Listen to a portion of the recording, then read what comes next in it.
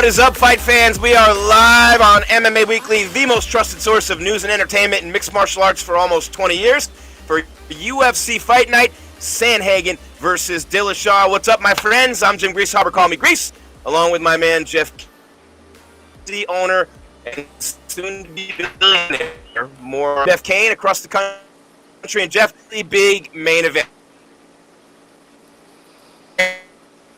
A long time back, almost 3 years since we've seen TJ. We've seen Sandhagen in that what could be a number one contenders matchup at bantamweight. Sandhagen and Dillashaw, the main event from the Apex in Vegas. The return of TJ Dillashaw, man, a big one at 135.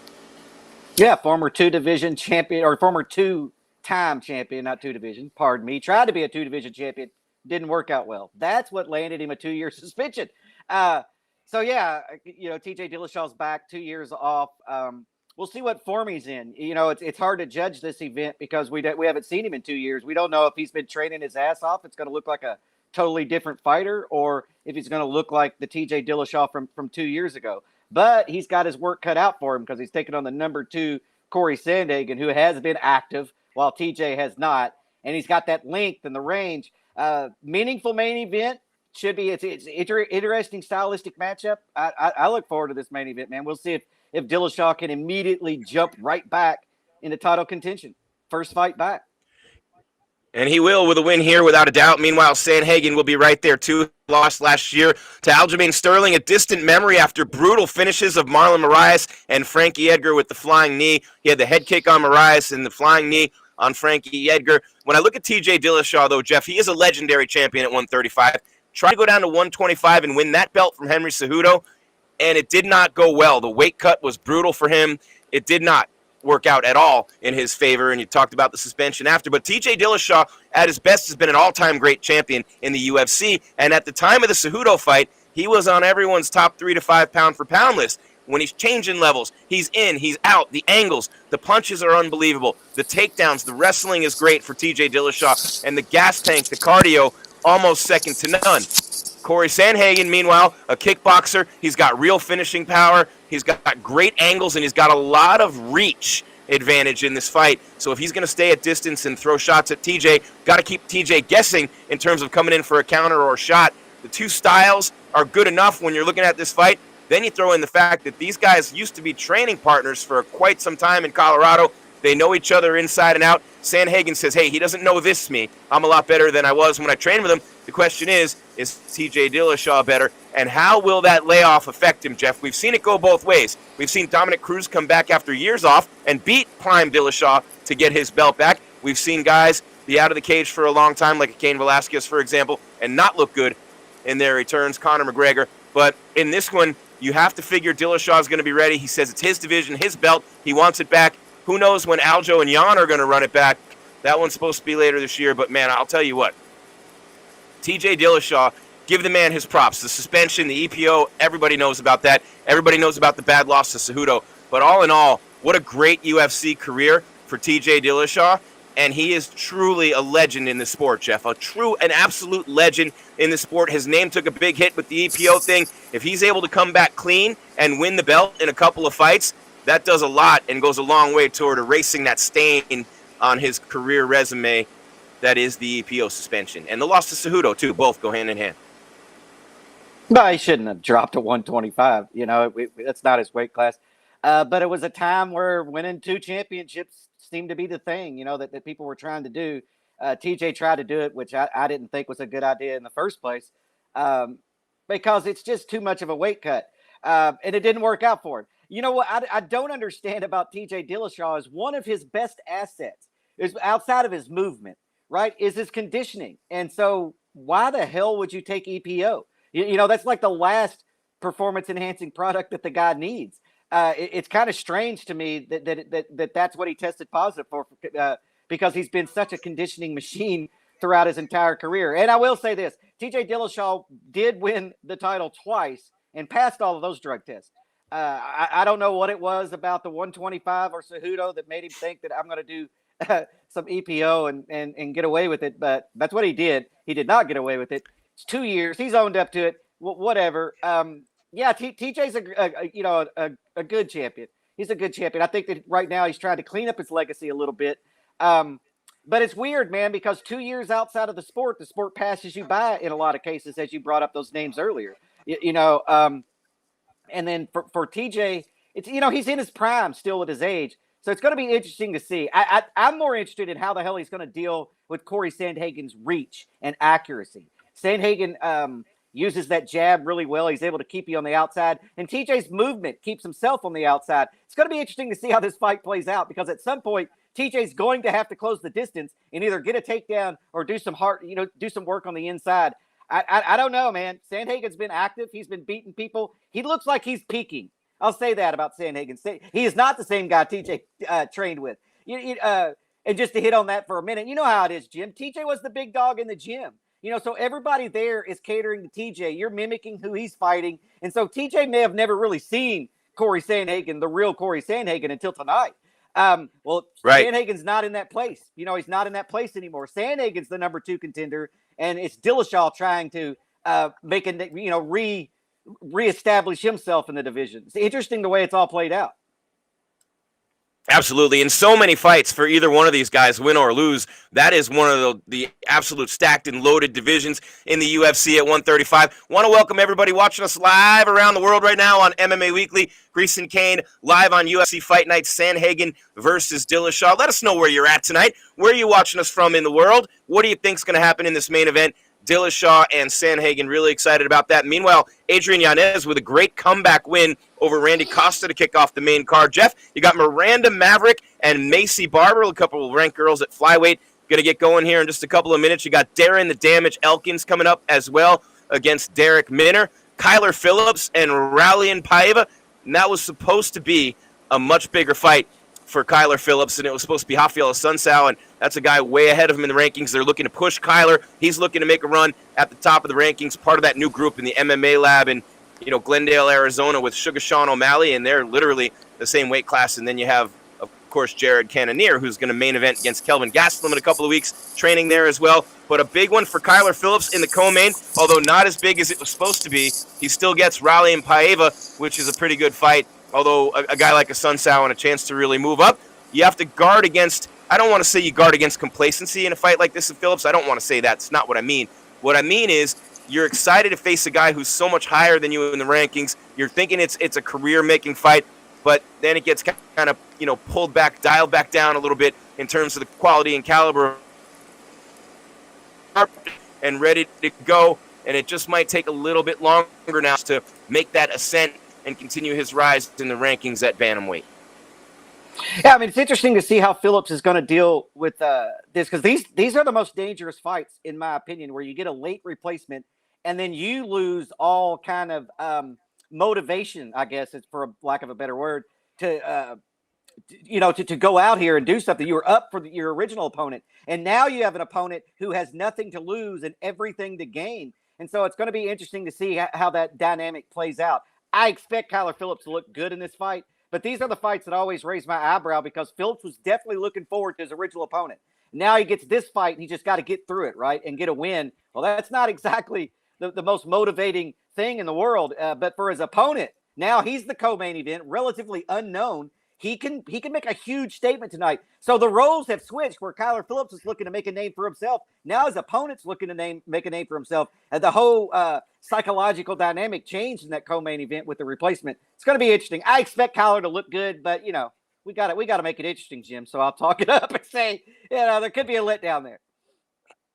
Yeah, no doubt. And when you look at his opponent tonight, I mean, he's ranked number 12 at flyweight, Rallian Paiva, so he's bumping up to bantamweight. He's ranked 12 at flyweight, so we'll see how this one goes. And again, that's less than 4 weeks out.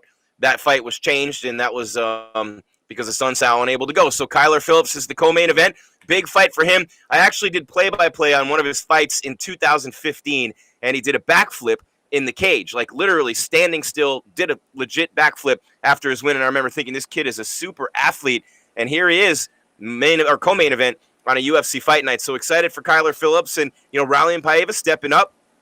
10 pounds over where he usually fights, and that's going to be interesting. Great opportunity for him as well. And Jeff, as I look at the rest of this card, anytime Darren Elkins gets in the octagon, there's going to be some fireworks. So I'm excited to see him against Derek Minner at featherweight. But this girls matchup coming up here in just a minute, Miranda Maverick and Maycee Barber at flyweight.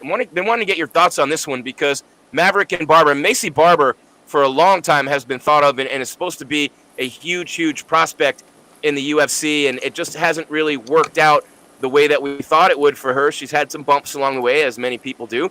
Maycee Barber, though, and Miranda Maverick, number 14 and number 13 at flyweight in Valentina Shevchenko's flyweight division. Yeah, it's interesting with Maycee. I mean, Maycee's only 23, so she's still, even though she's lost these back-to-back fights, she still is still a good prospect in the division. But look, they threw her in there with Grasso and Roxanne Modafferi. They threw her in there with two veterans at that young of age, and she just wasn't ready. I mean, that's what it come down to. I don't think it was a matter of skill necessarily. It's just whenever you get in there with veterans like that and you're that young, they're going to be able to exploit some things. And I feel like that's what happened to her. Now we get to see if she learned from those two losses because, you learn more from a loss than you do from a win. On a win, you pat yourself on the back. Everybody goes out and has beer and you have a good time. And everybody shakes your hand and tells you how great you are. On losses, man, you got to go back. You got to look at the tape. You got to take the criticism. And so hopefully Maycee Barber learns from those two losses. Like I said, she's extremely young. So no matter what happens tonight, she might not find herself in the UFC, but I think she'll find herself back in the UFC no matter what, just because she's that young and talented. But yeah, she has definitely dropped her last two fights, and we'll see how she rebounds from that because that's tough. You're undefeated. You're touted as this prospect. Everybody likes you. You're getting all this publicity, and then boom, back-to-back losses. So it's going to be interesting to see how she deals with that because nobody, and I don't give a damn who you are, can afford to take 3 losses in a row in the UFC. No doubt, even at a young age like that. And, she's definitely got the skills. She's got all the potential if she can tie it together. She has looked pretty good at times in those fights, although the Modafferi fight was pretty, she lost both by unanimous decision, but that was where she suffered the knee injury. So, looking back at that one, the knee injury played a significant role in that loss. And then the Grasso fight was also a unanimous decision, and you kept waiting for Maycee to get it going in that fight, and Grasso just dominated her. You and I were live during that one back in February of this year. So a chance for Maycee Barber against a ranked opponent to get back into the win column. They're just about to get this one started at the UFC Apex. Grieshaber and Cain on MMA Weekly. Thanks for watching us around the world. Don't forget to keep subscribing, liking, commenting, get in the chat with us here tonight. We got a lot going on. What do you think of the main event? Dillashaw and Sandhagen with TJ coming back. Mark Frosty is in Poland. Nice to have you. We're already on that one. I don't know who's doing that, but we got someone on the chat on the MMA Weekly side tonight. Both girls looking to establish control of the octagon early on in this one, Jeff. When you look at Maycee Barber and their number 14 stands out, but Miranda Maverick, not a lot of fans know a lot about her. She's only 24 years of age. She's young as well. She's only had 2 UFC fights. The last one against Jillian Robertson was a unanimous decision win. She's 2-0 in the UFC. A lot of fights in Invicta along the way, a couple of losses as well, but she has not lost a fight since Invicta FC 34, February of 2019 against Deanna Bennett, and that was by unanimous decision. She has never been finished inside of a cage, and Maycee coming out looking to throw that right hand, and she's able to connect with that. She can do a lot of damage. Just getting started. Sorry, Jeff. Yeah, no, go ahead. This is just a matchup of 2 young, up-and-coming fighters who everybody believes both of them can make waves in this division. It's just that we don't know if it's going to be now or later. But yeah, 23 and 24 years old, that's crazy. But right now, man, they're just filling each other out a little bit. Maycee's kind of circling on the outside. Not a lot's happened. There has been action, but it's usually one punch and that's it. One and out. They're sort of filling each other out and getting the range. We'll see. These things are probably going to heat up because Maycee Barber typically, as the fight goes on, starts to take more chances. Yep, without a doubt. She was a high school wrestler and competed on the men's varsity team until she realized she wouldn't be going to college for wrestling. So she started as a wrestler. She's a striker as well, trains at a Muay Thai gym, and she's a brown belt in jiu-jitsu, of course, looking to throw high volume. Both girls still mentioned in the feeling out process, but You know, when you look at Miranda Maverick, I mean, she's an athlete for sure. Started fighting in 2015, but their combined age, Jeff, is 47, and I'm 49. So whenever I see two people competing at anything where their combined age is younger than my one age, this is where I start to feel it, man. This is where I start to feel it. But I'm not going to think about it. I'm going to let this one go. Yeah, age is just a number. You're as young as your mentality. So I'm like young as we act, right? Boy. We're like a 13-year-old. What's up, Raymond Dawson? Greetings, Delaware, USA, Blue Hen Country, right? The University of Delaware. Man, Maverick and Barber, about 2 minutes left in round number 1, Jeff. Yeah, it looks like Maverick's, kind of looking to counter strike, and she's waiting. When Macy throws, Maverick makes her pay a little bit with the counter shot, but Macy is now changing up her game plan. I think she's going to force Miranda to throw first, which will be interesting to see how that plays out.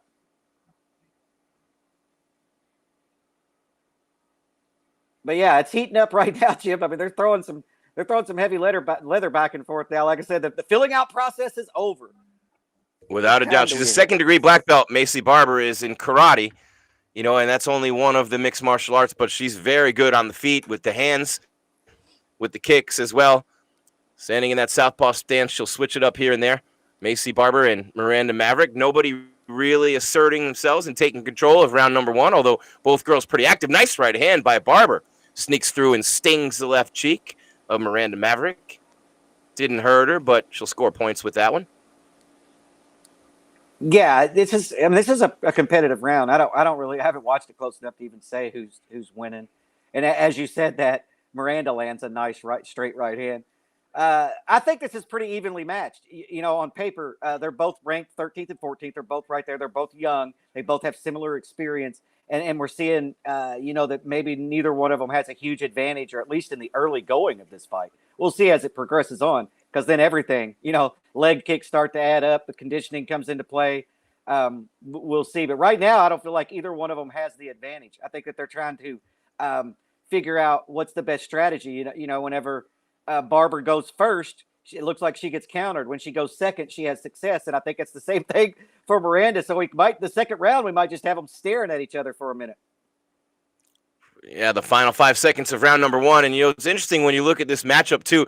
Miranda Maverick is built. Man, this girl is literally in great shape. She's huge in the upper body, muscular legs, a little bit shorter than Macy Barber, but she definitely weighs more on fight night. The weigh-ins were yesterday morning. And some people put on more weight than others by the time they get in the octagon. And that can work one of two ways, Jeff. It can either be an advantage because you're stronger, or you get oxygenated faster and you can have less cardio because you're too muscular. You have to be careful when you're a real muscular fighter that doesn't happen. And Maverick, I mean, she is impressive physically for sure, and she is built. Both girls looking pretty good, crisp in round number 1. Not a ton of shots landed, no real damage done, but that's why they fight 3 rounds, Jeff Cain. So round 2 coming up. How many finishes on this card? I think we only have one. No, we have 2 decisions on this card. The first fight of the night, and then the last fight on the prelims with Brendan Allen. But, man, you look at this fight card. Sijera Eubanks with a huge win over Elise Reed, the TKO. If you guys didn't see the eye of Elise Reed, she is not going to be laying in bed reading for a while, I would guess. I did not see her. I saw the finish, but I didn't pay attention to the aftermath. Man, she had a big, huge mouse, Jeff. Big, huge. Her eye was completely swollen shut. Oh, there you go. She could need some ice. And anytime your eye swells closed, I worry that you've got a fractured orbital, because they're not hard to do. I think it's probably the most common injury in combat sports. But yeah, anytime it's like completely swollen closed, that's what I always worry about. But I didn't see that. I just saw Eubanks finisher, but I didn't look at the aftermath, man. I move on pretty quick, Jim. I just close the book. Move on to the next chapter. Nice. On to the next chapter. Julio Arce, Mickey Gall, Nasruddin Imavov with another fight. Ian Heinisch looking at joining Sanford MMA, and really he got derailed by Imavov, but a lot of finishes on this card, a lot of competition for those bonus checks. Maverick and Barber looking to make some noise here. They hit the 4-minute mark of round number 2. On deck is Darren Elkins, and Derek Minner. And then Kyler Phillips and Raleigh and Paiva, Sandhagen and Dillashaw. The main event little bit of an earlier start today here on MMA Weekly, the 4 p.m. Pacific, 7 Eastern start time of the main card. I always like the earlier ones, Jeff. We get a little bit of a Saturday night. Never a bad thing. I don't. I mean, yeah, I like it because I'm not up till 6 and 7 in the morning. But yeah, I mean, it's all the same to me. I'm gonna be working, trying to figure out what stories come from this event, and maybe even creating a couple that aren't really stories. We'll see. We'll see. The big story. Our editor-in-chief, Jeff Cain, ladies and gentlemen.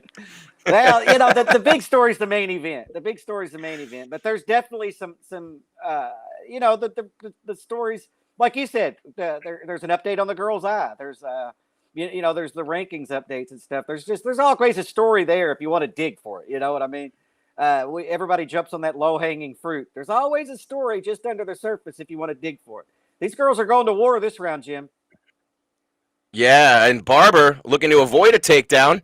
They both hit the deck, and they're both back up on their feet. Maverick, strong and a very good wrestler, had Barber pinned up against the cage, and Macy was able to fend off a single-leg attempt, and Maverick still working for a takedown, and then they hit the ground, both of them. Now Macy has Maverick pinned up against the cage.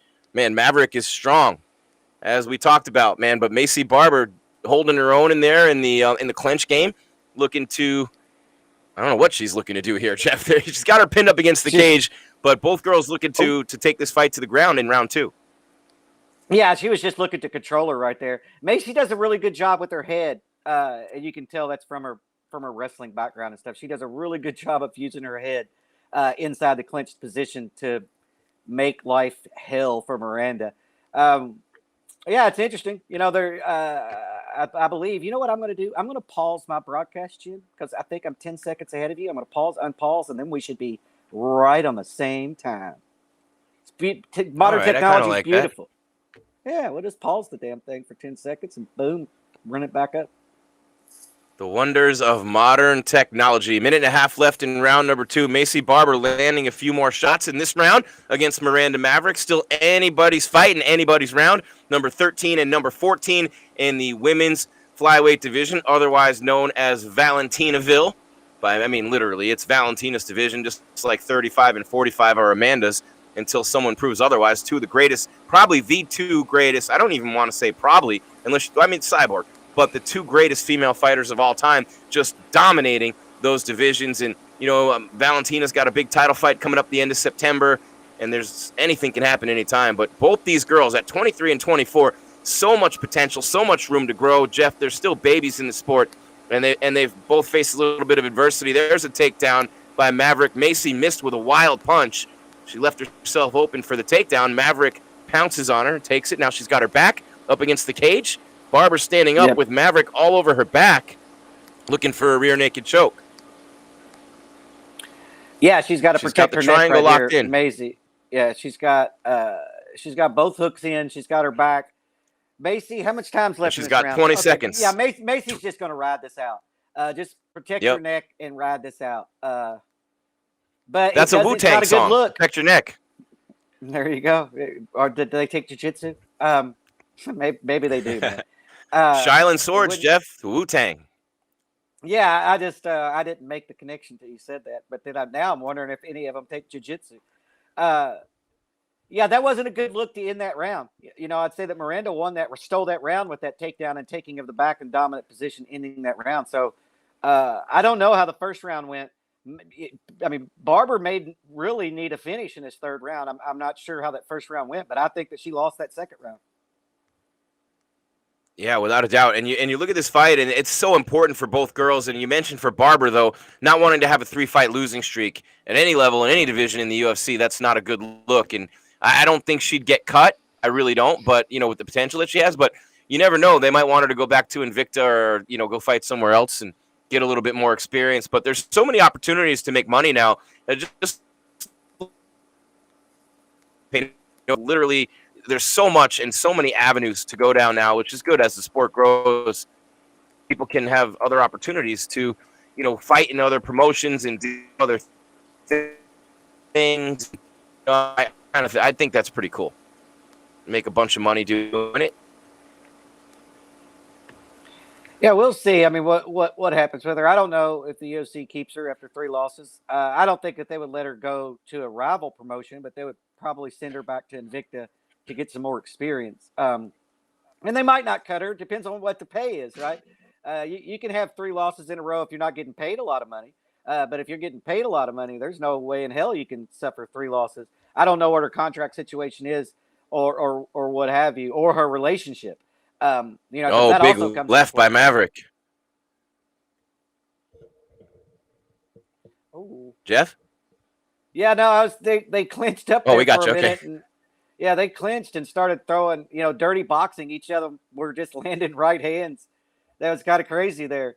Uh, I feel like here in the third round that Maverick looks like she's the one in control. It looks like Macy's the one that needs to do something, and Macy's trying to be aggressive this round. Um, we'll see how this works out, man. Like I said, I don't know what the damn first round. I didn't watch it close enough to even get a read on the score. I scored the second round for Maverick. I don't know about this or the first. Macy's coming close, though, with that right hand. Maverick better be careful. She better keep that left hand up. Macy Barber's come close a couple of times with a big straight right. She looks fresh. She's quick still. I have a feeling Macy's about just a little hunch. A little bit more. I'm going it open for that right, especially on the counter. The counter right is there for Barber. Right, yeah, we'll see. I mean, Miranda's kind of letting Barber dictate the pace right here. And Barber, that's the problem with that big right hand is when you miss, it leaves you open for the counter shots and usually a counter combination. Macy did land a good right hand and close the distance right there. We'll see. Okay. Interesting. Vancouver in the house. Who else do we have? We got Vancouver in the house. We got Ireland. We have Canada, Edmonton, Alberta. Appreciate you guys being here with us. Barber now has top position on Maverick up against the cage. 2:45 and counting remaining in the fight. Macy looking to throw some shots from top position. Now they're back up. Barber holding on to the back of Maverick, looking to trip and take out that leg and throw her back down on the ground. Maybe get a little ground and pound going. Could also work for a choke from this position. Maverick trying to lift that leg of Barber's up and get a takedown of her own. Either girl knows you could steal this round and probably this fight with a takedown right now. But Barber really being aggressive coming forward, though, Jeff, throwing heavy volume. Yeah, I'd say her corner left. told her she needs a finish or a big round. I would say in between rounds. That's the feeling I had heading into this round. She's being more aggressive. She's doing what she's supposed to do, but her just plowing forward like that, it might work in this fight, but it's not going to work against a striker. That's what worries me about Macy a little bit. Is she just plows forward with punches, and she's going to walk into a right hand by let's just say Valentina, or a left, doesn't matter. But she's doing what she needs to in this round. She's being aggressive. She's punching, using her punches to close the distance, and then tying up Miranda whenever she gets the chance to. In the clinch, I don't feel like either one of them has been able to get an edge on the other. In the clinch, they're able to control the other one for a minute, and then the position reverses. None of them are landing like a volume of knees to the body or elbows on the inside. So I feel like the clinch position is just kind of a stall right now. And Maverick is so much thicker, so much stronger than Barber physically. But Macy holding her own up against the cage here. A minute left. Macy with a big elbow. Either girl could steal this fight right now with a takedown, some ground and pound. Both of them seem to want to do that here late in this fight. Yeah. This fight started on the feet. There hasn't been a lot of exchanges on the feet in this third round, Jeff. No, I think that Barber switched up game plans here. I think that Barber's winning this round just on aggressive and forward movement. But we'll see. Like you said, there's just under a minute left, and they're both throwing bombs. Yeah, and the significant strikes, Maverick with a lot more than Barber in both round one and round two. So Macy a couple more here. 20 seconds left in the fight. I think Barber's got to get a finish, Jeff. She just connected with a big right hand coming forward. Macy Barber trying to make it happen. Letting everything go here inside of 10 seconds remaining. And Barber's got to come forward now. There's no chance, no time like the present for her. Looking for a late takedown to steal the round. Can't get it. Pins her up against the cage, and this one is in the books. Seemingly. Did you see that spinning back elbow? Did you see the spinning back elbow she landed on the break? That was nice. It didn't hurt her. That was nice. That was nice, man. That was deceptive. It's like, oh, shit, she's going to hit me with an elbow. I feel like Miranda won that fight. And that maybe this is a case of Macy Barber was brought into the UFC before she needed to be. She's talented, but I think she took her third L in a row here. The good news is that when she's losing these fights, she's losing them by decision. She's not getting swept. She's not getting submitted. And so that's the positive of this. But she needs to go back and work on a lot of things. I think she lost this fight by unanimous decision, 29-28. I think she won the third, lost the first two. What do you think of the chat? Yeah, I think so too. I think so too. Jeff, what do you guys think in the chat? Yep, I agree with you, Jeff. 29-28. Maverick would be how I would score this fight, and I would give Barber the third round, Maverick the first two, especially the second round. That was a no-brainer. First one, the significant strikes were like 20-6 in favor of Miranda Maverick. So I think she won this fight, and I think you're right. Barber's got all the talent in the world. She's got great skills. Her grappling's getting better. She's working with Uriah Faber. Still just 23 years of age, and sometimes you get that call up and you're there at a very young age and you're there too soon. And Macy Barber facing very, very stiff competition in all three of those fights.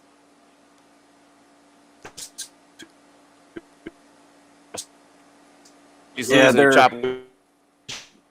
about to read this decision, and we will see how it goes. Barber doesn't look confident though, standing there. I'll say that. While Miranda's holding one finger up, right? Ladies and gentlemen, after 3 rounds, we go to the judges' scorecards for I can hear that. There we go. So they're reading the scorecards. I'm guessing that was a split decision. I do not know. I do not agree with that. They gave it to Macy Barber. Was that a split? My God! Decision? What in the blue hell is going on here, Jeff? I don't know. Was it a split decision or a unanimous? It was split decision, Jeff. And the first one they called out scored it for Barber. I went, wait a minute. How in the world did 2 of the judges score that for Macy Barber? I'd be interested to hear that analysis and that breakdown, because that's not how I saw it. I didn't see it that way, but man, I don't know. Yeah, I want to rewatch the first round. I mean, that's clearly where the difference is, and I did not get to watch it. I think that Barber won the third, Miranda won the second for sure, and then by the punch count, by the stats that you were reading, it didn't look promising in the first round. But yeah, Barber needed that one, man. Barber needed that win. I mean, right now she doesn't give a damn whether or not the judges got it wrong or not. She needed that win. She snapped a 2-fight losing streak. She's back in the win column. And everything we said about her, just ignore it. Just ignore it. Yeah, I mean, this is crazy. I would have. I mean, it says people in the chat are saying Valentina will pick her apart. Valentina will get a murder charge. Khalil Bostic says that. Yeah. That's the thing. It's like legalized murder in there. But yeah, I mean, you can't compare either one of these girls right now to Valentina, even though they're ranked in the top 15. These girls are a long, long way. A long way. So first round, what is that one? I can't read that one. First round, 22-6 strikes from Miranda. That's what I'm saying. Like, how in the hell do you give either the first or the second round to Macy Barber? That's the part I don't get. I don't know. Like I said, I didn't get to see the first round that well. But look, I'll take Valentina to beat both of these girls at the same time. At the same time. 13th and 14th. That's what they need to do, Jeff. On a planet. Valentina and I'm sorry, Jeff, you were breaking up. What were you saying? No, yeah, put Valentina and Amanda, let them fight 2 people at the same time. Yeah, that's what they need to do now. That's the only way we're going to get any competition in those 2 weight classes, the way it seems. Although a lot of people seem to think that, anything can happen on any night, right? And we all know that. And every single time we got the UFC 266 card coming up with Valentina and Lauren Murphy, a lot of people think Lauren Murphy is the girl who can really push Valentina Shevchenko. She's a brown belt in jiu-jitsu. She's a boxer. She's got very good striking. And Lauren Murphy's on a roll. I mean, she's won 5 in a row after her loss to Sijera Eubanks, who had a very impressive finish victory tonight. But a lot of people seem to think Lauren Murphy will give Valentina her best fight that she's had in a long time. And everybody says that, time and time again. But, we'll see. That's when you're from Missouri and you say, show me, because I haven't seen it yet. And that's going to be a good one. But Maycee Barber gets the win. I've met her and her dad. I met them at a fight card in Chicago when I did play-by-play on UFC Fight Pass. And, she was thinking of coming and working at Neuroforce One with Henry Cejudo and people like that. And, there's a little bit of a stigma with her, her dad and the way that he does things and the way that she does things. And I'll just come out and say it, a lot of arrogance there on their part, and a big dose of humble pie. When you lose 2 in a row like that, you get the knee injury, and she comes back and gets the win. Now I'm going to watch this fight again. I'm going to really try to figure out what the judges were seeing, because as we're doing the show and as we're watching, we're only relying on numbers and what we see. And Jeff, you make a good point. When you're watching one fighter, it's tough to see what the other one's doing, and you almost have to watch a fight 3 or 4 times before you realize what truly went down in the octagon. And that's one of the things I love, going back and watching it over and over again, trying to figure out what I missed each time. And it's just such a brilliant sport, and the strategy and the adjustments that are made in fight. But I will say this. She left a lasting impression on the judges in round number 3. She was the more aggressive fighter throughout the course of this. She did control the octagon more. She did control her in the clinch up against the cage, and she did land some pretty good shots in round number 3. So I don't want to piss all over this and make it seem like, Maverick got robbed or both of us saw it differently in real time. You can watch it. Meantime, it's a much needed and a big win for Maycee Barber. And something that I know she's going to breathe a big sigh of relief after that one, because it's been a long time coming, Jeff. She has not won a fight, or had not won a fight, in a long time. Her last victory was against Jillian Robertson back in October of 2019, and that was on the Dominic Reyes, Chris Weidman, the All-American Chris Weidman's just disastrous debut and one-time fight at 205. Yeah, I mean, it's a split decision over the 14th ranked girl. I don't just on the surface, I don't agree with the scorecards, and I'll piss all over it. I don't care. Octagon control and all of that secondary. No, but if you had your party pants on, you wouldn't get any on it. Yeah, no, exactly. But like octagon control. That's an inside joke, by the way. Yeah, party octagon pants control exclusively on MMA Weekly. Yeah, it's a secondary criteria, right? I mean, if I outstruck you, then how the hell were you controlling anything?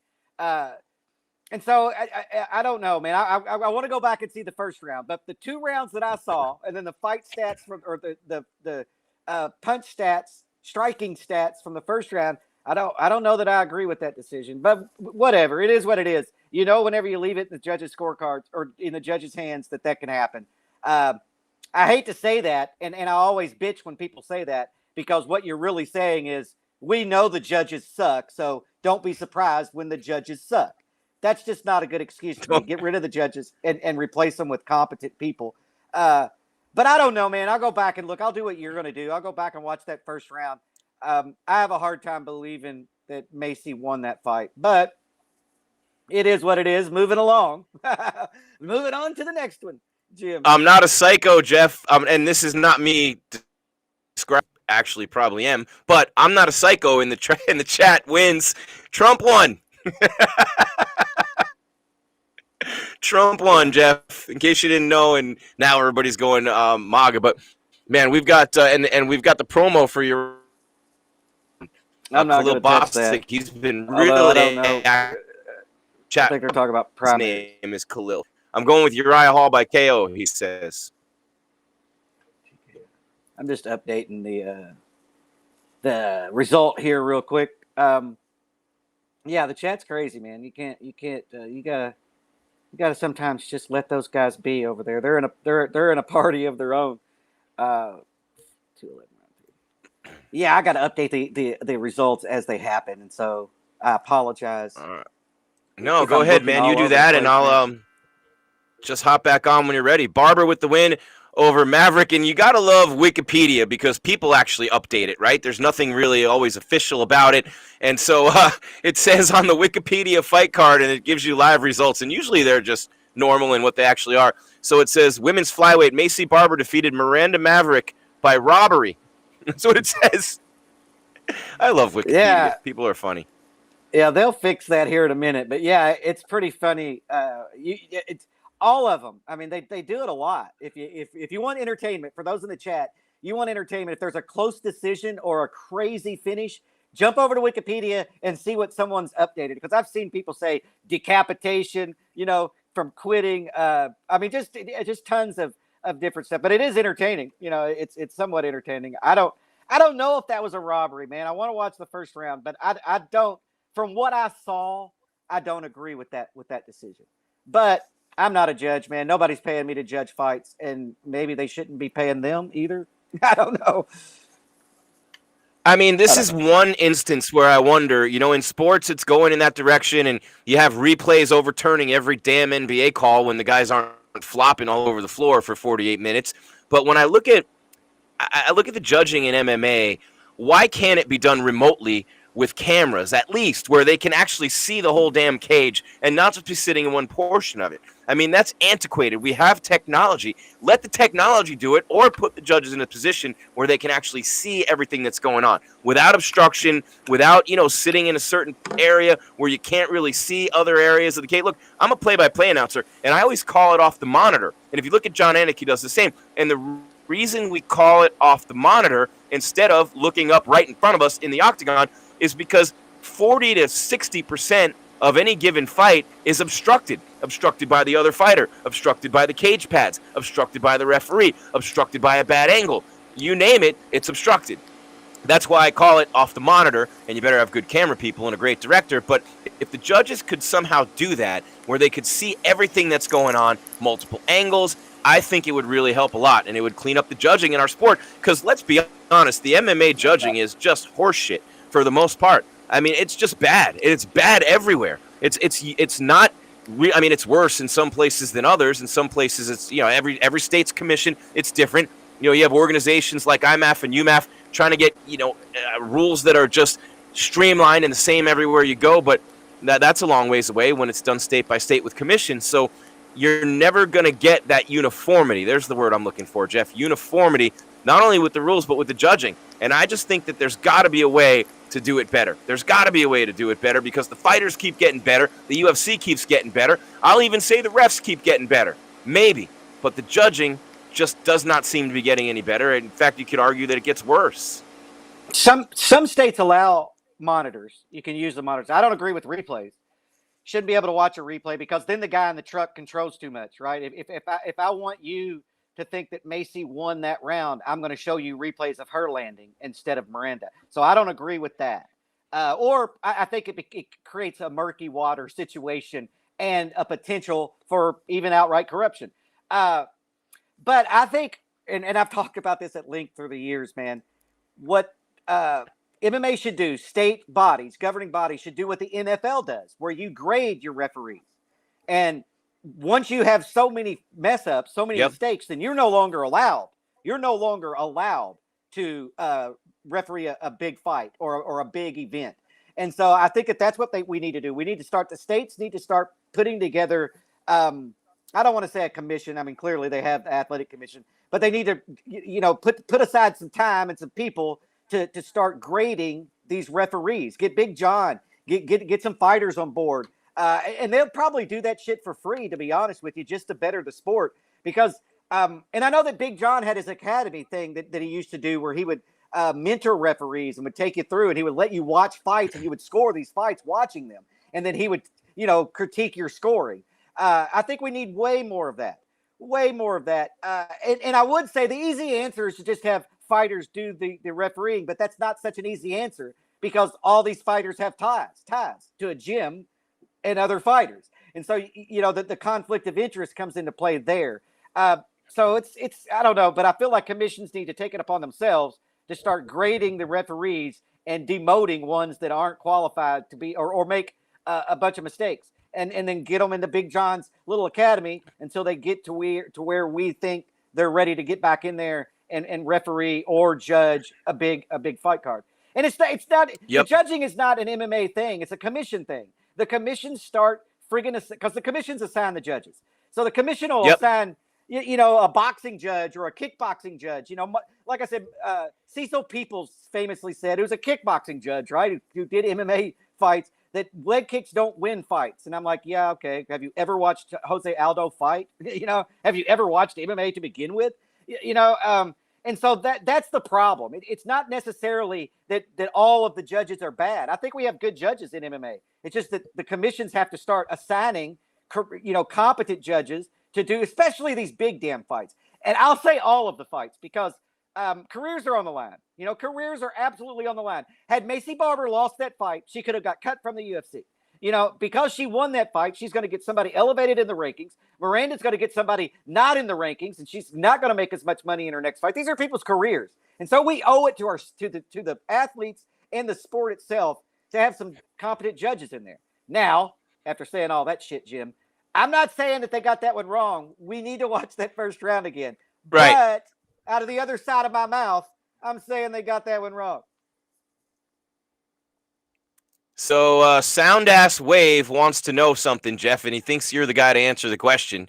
He wants to ask the guy to the left, what was the best strain back in the day? White Widow. White Widow, Sound Ass Wave. There you go, White Widow. So, see, we're here for you. We're answering your questions in the chat. What else do we have here? They have to have open scoring. Everybody talks about open scoring. I kind of like open scoring because you know where you stand within a fight. If you're heading into the third round and you know you lost the first two, it changes the way that you approach it. And, of course, in every other sport, you can see the damn scoreboard. Football, basketball, baseball, hockey, you see the scoreboard. In fighting, it'd be kind of cool to see that too. In boxing, they have live scoring throughout the fights, but it's not official, right? I believe. So, I don't know. It's interesting, right? And you have, they always have someone doing live scoring during the telecast, right? I just think I like live scoring. If I'm a coach or a fighter, I really want live scoring. I do. I don't. For situations like Aljamain Sterling and situations like that. Diego Sanchez, right? I'm up on the scorecards. Y'all said I'm up on the scorecards. Shit, my elbow hurts. He poked me in the eye. I can't continue. And so I think it's a double-edged sword. Right. And you'll take a round off. Some fighters will. Now, not everybody's that way, right? Some fighters will go for a finish in the last damn second. That's just who they are. Demetrius Johnson. And so it worries me in that aspect. And now I'm not saying that's going to take place very often. I've only seen it happen, in my opinion, a couple of times covering the sport for as long as I have, where I felt like a fighter got out of a fight because he thought he was up on the scorecards and that eye poke wasn't that bad or the knee or the low blow wasn't that bad. But having said that, I'm also not crazy. You don't know how hard a low blow is unless it's your nuts, right? You don't know how bad an eye poke was unless it's your eye. Really good point. That's a really good point. And so, but I unless felt it's your nuts, you don't know. Yeah, I felt like Diego tried. I mean, when your coach is asking you, "Hey, you're up," if you stop right now, you win the fight. If that doesn't raise red flags to everybody, I don't know what does. But that's the only thing. And then you can have your nutsack back when you leave the octagon if you're that type of person. And it would all come out relatively quickly. We got Darren Elkins, Jeff, and Derek Minner. Elkins with 22 submission wins, a record 26 submission attempts in the division as he gets set to take on Derek Minner. And I just want to say this, as we get set to start this fight, little extra trivia question for you guys in the chat. I'm going to wait a couple minutes before I give you the answer. Darren Elkins has been in the UFC forever. He's 37 years of age. His UFC debut was all the way back. Are you ready? In 2010, March of 2010. Who was his opponent? And that opponent is playing a major role on this fight card tonight. How about that for a hint, Jeff Cain? Playing a major role later on tonight in the main event. I'll even give you that. Who was his first opponent? Yeah, I know who it is, and you're right. He is playing a big role in the main event. And I'll tell you this, for a while, he had one of the fastest knockouts in UFC history. So there you go. So that'll even give you another hint. Hey, I have to just say something, Jeff. GBA Young God in the chat wins the chat. He's just throwing down, mic drop. Jeff Cain looks like Ted Kaczynski with a Jesus wig. That's the Unabomber, in case you guys don't know. I know. Yeah. He looks like the Unabomber with a Jesus wig. I know you know that, Jeff, but I don't think half the people in the chat do. That's a while back, the Unabomber. That's a long time ago. Ted Kaczynski. Yeah. Hey, there is a documentary on Netflix. Not that I like plugging things that aren't paying me, but on the Unabomber, and it is absolutely phenomenal. So go check that out. One of the better documentaries on there as far as crime documentaries go. The guy was nuts. That's all there is to it. Thank goodness for his sister-in-law, because that's the whole reason why his ass got caught. But yeah, go no doubt. And by the way, Jeff, they're on the ground here. Elkins is in big trouble with Minner on top. He's still working for submissions, though. He was working for a choke. Now he's working on the ankle and leg. And, Minner's in a position that you don't want to be in against a guy like Elkins, who's going to always be working you for submissions. Now he's pulling on that arm, looking for an arm. I mean, he's working an arm bar now. This guy just never stops working the submissions. And Minner doing a nice job. Now Elkins in top position, though, with his back. Darren Elkins out of the blue corner and Minner out of the red corner. This is a pretty good fight so far. Some high-level grappling, some blood coming out of the nose, bridge of the nose area of Darren the Damage Elkins already. And Minner now just has those shoulders buried in the upper abdomen / lower rib cage of Elkins as they lay against the cage. Actually, Elkins in a seated position with his back against the cage. Yeah, he's not giving Elkins any room here. He's taking the fight to the veteran. We'll see. I mean, I feel like Elkins has got to circle away here and get free, or slap on one of the submissions that he's so famous for. It's early in a fight, so submissions are really friggin' dangerous right now. If this is the second or third round, I wouldn't worry too much about it. But right now, I'd worry about it. That armbar was kind of in for a second. Minner on top of Elkins and still working that position there. Derek Minner, if you're looking for some info on him, and nobody's answered that trivia question yet. Who was his first opponent? Someone's gonna get it because they're gonna look it up. Yeah. Charles Oliveira was his second opponent, JB. Charles Oliveira beat him. It was his second opponent. Hold on. Is that the damn Unabomber graphic next to me? Look at that. Look at the screen. Where? Right there. I love you, Scott Peterson. That's amazing. That nice. There it is. Nice. The Unabomber with a Jesus wig, Jeff Cain. Nice. I just looked up at my Can't screen beat that. and was like, what the hell? Yeah. Trivia answer is Dillashaw. No, Khalil, it's not Dillashaw. Although you're not, never mind. But it has to do with Dillashaw. It has to do with him, yeah. Yes. Yeah, it has to do with Dillashaw, but it is not Dillashaw. Elkins is taking a lot of damage here. I'll even give you Minner. another hint. I just got back from Colorado. There's another hint. How did these two get on a main card? Khalil's tough. He's rough in there. But Elkins has been taking some damage here in this. I can't believe no one's gotten this. Who was his first opponent? Great guess on Charles Oliveira. It was his second one. Who in the world, guys, was the first opponent of Darren the Damage Elkins? And I'll give you a hint. He came because down really is how that happened. Yeah, I mean, yeah, I can't believe people haven't. Well, look, props to them for not looking it up. Let's say that. Look how honest the people are in the chat, right? Because I would have just looked it up. Yeah, and didn't know. Good point. And That's a good point. So thank you for your honesty in there. Jim, at the end of that round, we just complained about the judges a little bit after the last fight.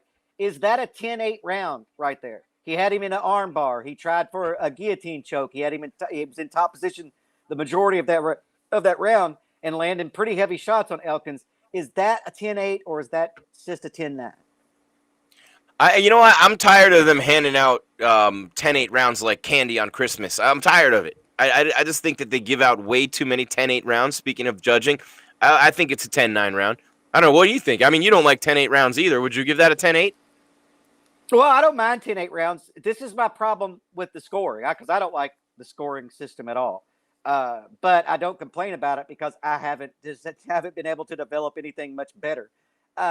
But he dominated Elkins in that fight. What a novel concept. Hold on. Did an American just actually say that? Did an American say what you just said with that kind of accountability? I'm not complaining too much about it because I haven't come up with anything better. That flies in the face of everything that our country stands for these days.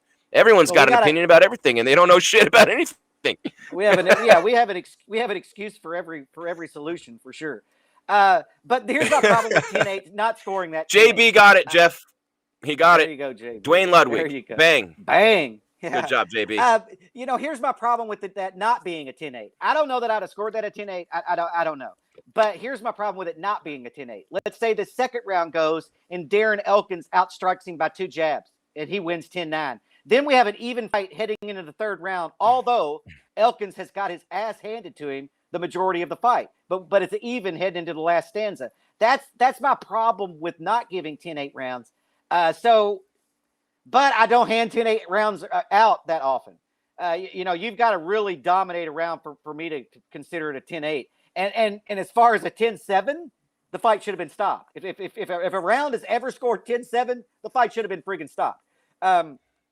But I don't know. I just asked that because it was an interesting week. We're on here with no B-roll, nobody coming to the podium. And so I thought I would ask that question because I think that's a real relevant question that a lot of people debate. What the hell is a 10-8 round? And that gets me back to another thing about the scoring. The scoring's too friggin' vague. What is octagon control? How about let's have sections to where we explain what the hell that is? Because if you're trying to take me down and I remain standing, then who's controlling it? And I don't know. I feel like the rules are too vague for most fans and certainly for a lot of judges. Hell, it is for journalists, I mean, we all debate. This is some high-level jiu-jitsu. We all debate. This is some high-level jiu-jitsu here, Jeff, and round. Now, anybody who wonders why when someone goes to a jiu-jitsu class, you say you're going to go roll, just watch these two guys right here. In round number 2, they're rolling all over that octagon, and now Elkins in top position of Minner and throwing some big shots. And so kind of reversing what happened in round 1, Darren Elkins has been dominating round 2 so far, much the same fashion as Minner did round 1. He's got him in a crucifix, and he's landing right hands, and Minner's unable to defend himself. Okay, yep. Minner it's over. It's going to be done. Oh, he got his arm free. I was going to say he can't defend against these strikes. They're just going to – and they're not, heavy punches. They're not hurting him a lot, but they are unblocked, and they are unchecked. Yeah, I mean, you have to intelligently defend yourself, and if you're in a crucifix, you can't intelligently defend yourself. And so we'll see fights stop in that position, even though the guy hasn't taken a shit ton of damage. It's still Elkins wailing away, Jeff. Wailing away on the face of Minner. Yeah, I think Elkins was really close to getting a stoppage until Minner got his arm free a while ago whenever we were both talking about it. I felt like he was really close to getting a stoppage. No, and if you've never had another dude on top of you just grinding their elbow and forearm into your face and temple, and it doesn't seem like you're taking a beating, but I'll tell you what, man. Like I said, if you've never had another dude grinding his elbow and his forearm into your face, forehead, and temple, that's an otherworldly experience. That is not fun, man. That's one of the worst things you could have happen. So he's taken a lot of punches. He's had some elbows. He's gotten some heavy ground and pound from Elkins, who's got that weight all over him, and now he's throwing body. Minner has taken a ton of punish. Elkins with 10 ground strikes compared to 20 for Minner. I mean, none of these strikes are that hard and damaging. This fight should be fucking stopped. He's turtled up. You think so? With his face, yeah. He's turtled up with his face down on the canvas, just getting hammer fisted to the back of the head, and the referee's just standing there watching that shit. Here it comes. He's gonna stop it. He's got to stop it now. He's not even defending himself now. He's not even trying to move. Yeah, I got a little bit ahead of you again, Jim. My bad. There it is. Okay, yeah, no, wow. Okay, yeah, Jeff, I see what you were saying. Elkins bloody, battered, but not beaten. Darren Elkins with a big-time win, Jeff. And you're right, that probably should have been stopped at least 20 seconds ahead of time. So we were talking at the end of round 1, if that was a 10-8 round for Minner, this clearly was on pace of being a 10-8 round for Elkins, but he gets the stoppage in round number 2 after being completely dominated in round 1. Great win for the damage. Yeah, good comeback for Elkins, man. But yeah, I felt like that's what I hate, man. And I apologize for getting all excited right there. I can't stand that shit, man. I mean, you got one job, and it's to protect the fighters. And the guy is laying there turtled up, just getting hammer fisted to the back of the head or the sides of the head. And he's just standing there watching, and I'm like, what are you doing, man? I don't know. I felt like that should have been stopped definitely 10 seconds before it was. And people might say 10 seconds. Yeah, man, let me punch it for 10 seconds straight. And 10 seconds is a long ass time. Anybody that watches basketball, Jim, knows that 10 seconds is a long, long time. It is a long time. DH wants to know if TJ gasses out quick tonight. I question his whole career. And as an Ohio Boa, if it looks like he was on EPO against Cody, I'll never root for the cheater again. I hope he just used EPO against Cejudo. And that's all indications. It was a bad weight cut, and that was why he did it. And you never know, but you do invite those questions, and you wonder if anything was ever legit. And we know how dirty this sport was. This sport was filthy until very recently, just a few years ago, completely filthy. But, we're changing things around, and things are going in the right direction. But I don't know. I mean, you have to question everything Dillashaw ever did. To me, if someone gets caught at any point in time cheating in their career at anything we do, if you get caught cheating on anything at any point in time, I think you invite everybody, especially people like us, to question everything you've ever done or accomplished. And I know TJ knows that. He's a smart dude. And you risk that legacy, and people will never look at you. Some people will never look at you the same again. Well, to me, that's kind of nuts. And I'll explain why. Because to say that, I don't trust anything of TJ, you're calling in every athletic commission that he fought for, every lab that tested before that. And so you're calling into question the integrity of like 50 different people. And so let's just say that TJ passed all of his drug tests except his last fight. And so I'm going to give him the benefit of the doubt. If I can criticize him for the positive test, and you have to, on the other side of that coin, recognize the negative test. But yes, I understand what the guy's saying. He absolutely used EPO, which gets me into another conversation, man, because I have mixed feelings on that, right? We live in 2021, right? We have all this advancement in technology. And if I could take EPO, pump out more red blood cells, have my cardio and conditioning higher, then so fucking be it. That's what he's supposed to do. That's how you prepare in 2021 with the advances in medicine and science. Yeah, I mean, you can say that for sure. But I mean, look at John Jones, for example. Someone just mentioned him in the chat. Jeff, think about Bones here. Anybody who does not put him atop the pound for pound list, almost always it's because of the questions about his steroid use and his cheating, right? Without a doubt, people will say Khabib, people will say Silva, people say GSP. Almost anyone who doesn't answer John Jones as the GOAT in that question, they're going to use the performance-enhancing drugs as the reason why. So, it's interesting, but you're right, rightfully so. But here's what I'm wondering, right? Now, if your wife cheats on you once in a 25-year marriage, 20 years in, you're going to wonder how many other times she did it and didn't get caught in those 20 years. But she's not being tested. You're not having her followed around. So I understand you don't want to call into question the integrity of all the people who tested him along the way. But I will say this. You talk about this a lot. And when people talk about pound for pound, or people talk about big money fights, and people talk about becoming huge fan favorites, the two-division champion thing is such a big draw. People like Daniel Cormier, people like Henry Cejudo, people like Conor McGregor, the two-division champions in UFC history, they're almost put on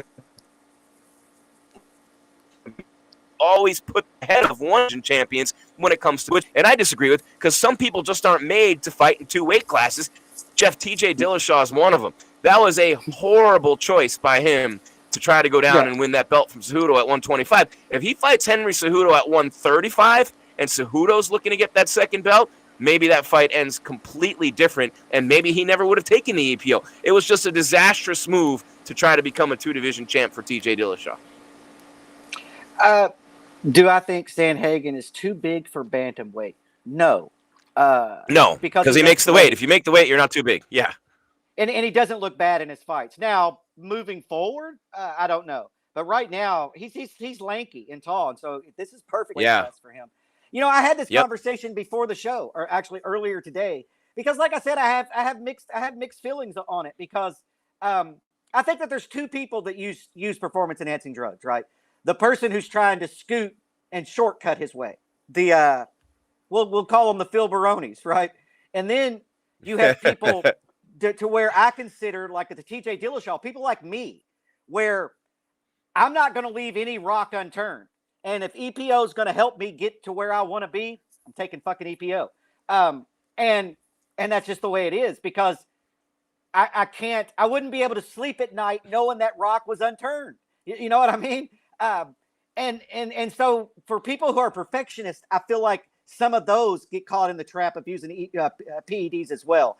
But we cast that light like you're a cheater, you're a loser, you didn't have the confidence. I don't think that that's the case with TJ Dillashaw. I really don't. I think that maybe somebody got in his head, somebody at his gym, because he didn't need it cardio-wise. But like I said, man, we live in a beautiful time, right, where we have TRT, right, where we don't have anabolic steroids. We don't have to use them. You can just use testosterone, which the side effects are minimal. EPO, side effects are minimal. I'm on testosterone right now, Jeff. Can't you feel it coming out of me right now? I'm on. I take testosterone twice a week. Yeah. In fact, I just shot myself up today. People. What did you like better, Jim? Jacked up friggin' TRT Vitor Belfort or man bod Vitor Belfort when they took the TRT away? Because I know which one I like better. Well, but here's the thing. And when you come to combat sports and even NFL football, here's where I get myself in trouble. As a baseball fan, I love fucking steroids. Nothing was better than Big Mac and Sammy Sosa and then Barry Bonds going, you know what? Fuck you guys. I'm better than both of you. If you're going to take steroids, I am too, and then I'm going to beat you. I love that. In football, you could take someone's head off. I definitely don't think they should be allowed in football. Any contact sport where you could suffer, life-ending injuries, I'm not a fan of PEDs. In combat sports, there's no place for them, Jeff. You're on PEDs, and you're that much bigger, that much stronger. You're recovering that much more quickly, have that much more power. You can really fucking hurt someone. I mean, it makes a big difference. To me, that's the difference. And I don't think you should be allowed because of that reason. Yeah, but EPO is not giving you that advantage. It's giving you a cardio advantage. No, not EPO. Not EPO. I'm not saying EPO. I'm just talking PEDs. Yeah, and then diuretics, that help you cut the weight. I mean, I just think that there's some things that I'm like, who gives a shit? Yes, I understand what you're saying. Whenever you're kicking someone in the head, steroids can be I think that it opens the door for liability, right? If I'm all jacked up on steroids and I kick you in the head and you suffer brain damage or, God forbid, die, then your family should sue the shit out of me. That's a wrong. And the UFC and the commission and everyone they possibly can who's attached to it. Yeah, the commission, because the UFC has nothing to do with testing and the regulations, so they've kind of but they have the most money. That's why you put them in the suit, because they have the most money. Yeah, but they got their ass covered. But yeah, man, I agree, and I agree with what you're saying on that. But then, like, the other side of me feels like, man, what's the point of living in this beautiful time? And I talked about this, like I said before the show. Whenever I posted it on Facebook during the last Olympics, I woke my son up. Like 2 a.m. to see Usain Bolt run. And I said, Ryan, that's the fastest man ever fucking born. That's the fact. I mean, since we walked out of caves, come down from the trees, that's the fastest man ever to live. And then I posted on Facebook the next morning. All I could think of during that night is, fuck, I want to see that dude on steroids. How fast could that guy be on steroids? Yeah, oh my God. I mean, like Ben Johnson was. Yeah, I just want to. And so a part of me wants to see the greatest athlete you can be. And you can't be that without some, medical technology helping you along the way, some pharmaceuticals. But the other side of me does, with the integrity of the sport. And I understand what you're saying. Basketball, baseball, those are games, right? Those are games. Whenever we get into combat sports and like you said, football, those are not games, man. Those are sports. Those have real consequences. So I understand it, but it's something I like to talk about because, man, if I were a fighter, and look, I'm big on integrity. I've never cheated at anything in my life. I would have a hard time not taking steroids and EPO, considering I've got a guy who's trained his entire life to kick my ass. And I'm just not going in there without having all my bases covered. And that means EPO, that means steroids, that means diuretics, and that means any damn thing I can take to give me an advantage. But this is my performance enhancing drug right here, Jeff. You see that? Right there, that's my PED. It's cold brew coffee. It's cold brew coffee with 90 calories and 140 milligrams of caffeine in one little coffee. So, I mean, everybody takes a performance-enhancing drug of some sort. I mean, look, you're spending $100 on a buffet in Vegas. You're not going to get high first so you can eat 3 times more. I mean, that's what they're there for. There are little things that give you advantages in every little area of life. And there's always, I mean, it's not like, Lawrence Taylor in the bathroom doing cocaine before an NFL game because it made him run around like a crazed dog, right? But throughout the course of time, and the baseball players were taking greenies like they were. But our sport was so fucking dirty. Our sport was disgusting. It was filthy. I mean, it really was. It was gross. It may still be. It's hard to say. Because this is something I talked about as well, because TJ Dillashaw. We're talking about TJ Dillashaw. He's 2-year suspension for EPO. And I didn't like the way that whole situation went down, because you didn't have Team Alpha Male and Cody Garbrandt saying a word when he was there. As soon as he leaves his camp, then all of a sudden he's a dirty fighter, right? He's using this. Because they were saying it before the positive test. And I'm not saying that he wasn't.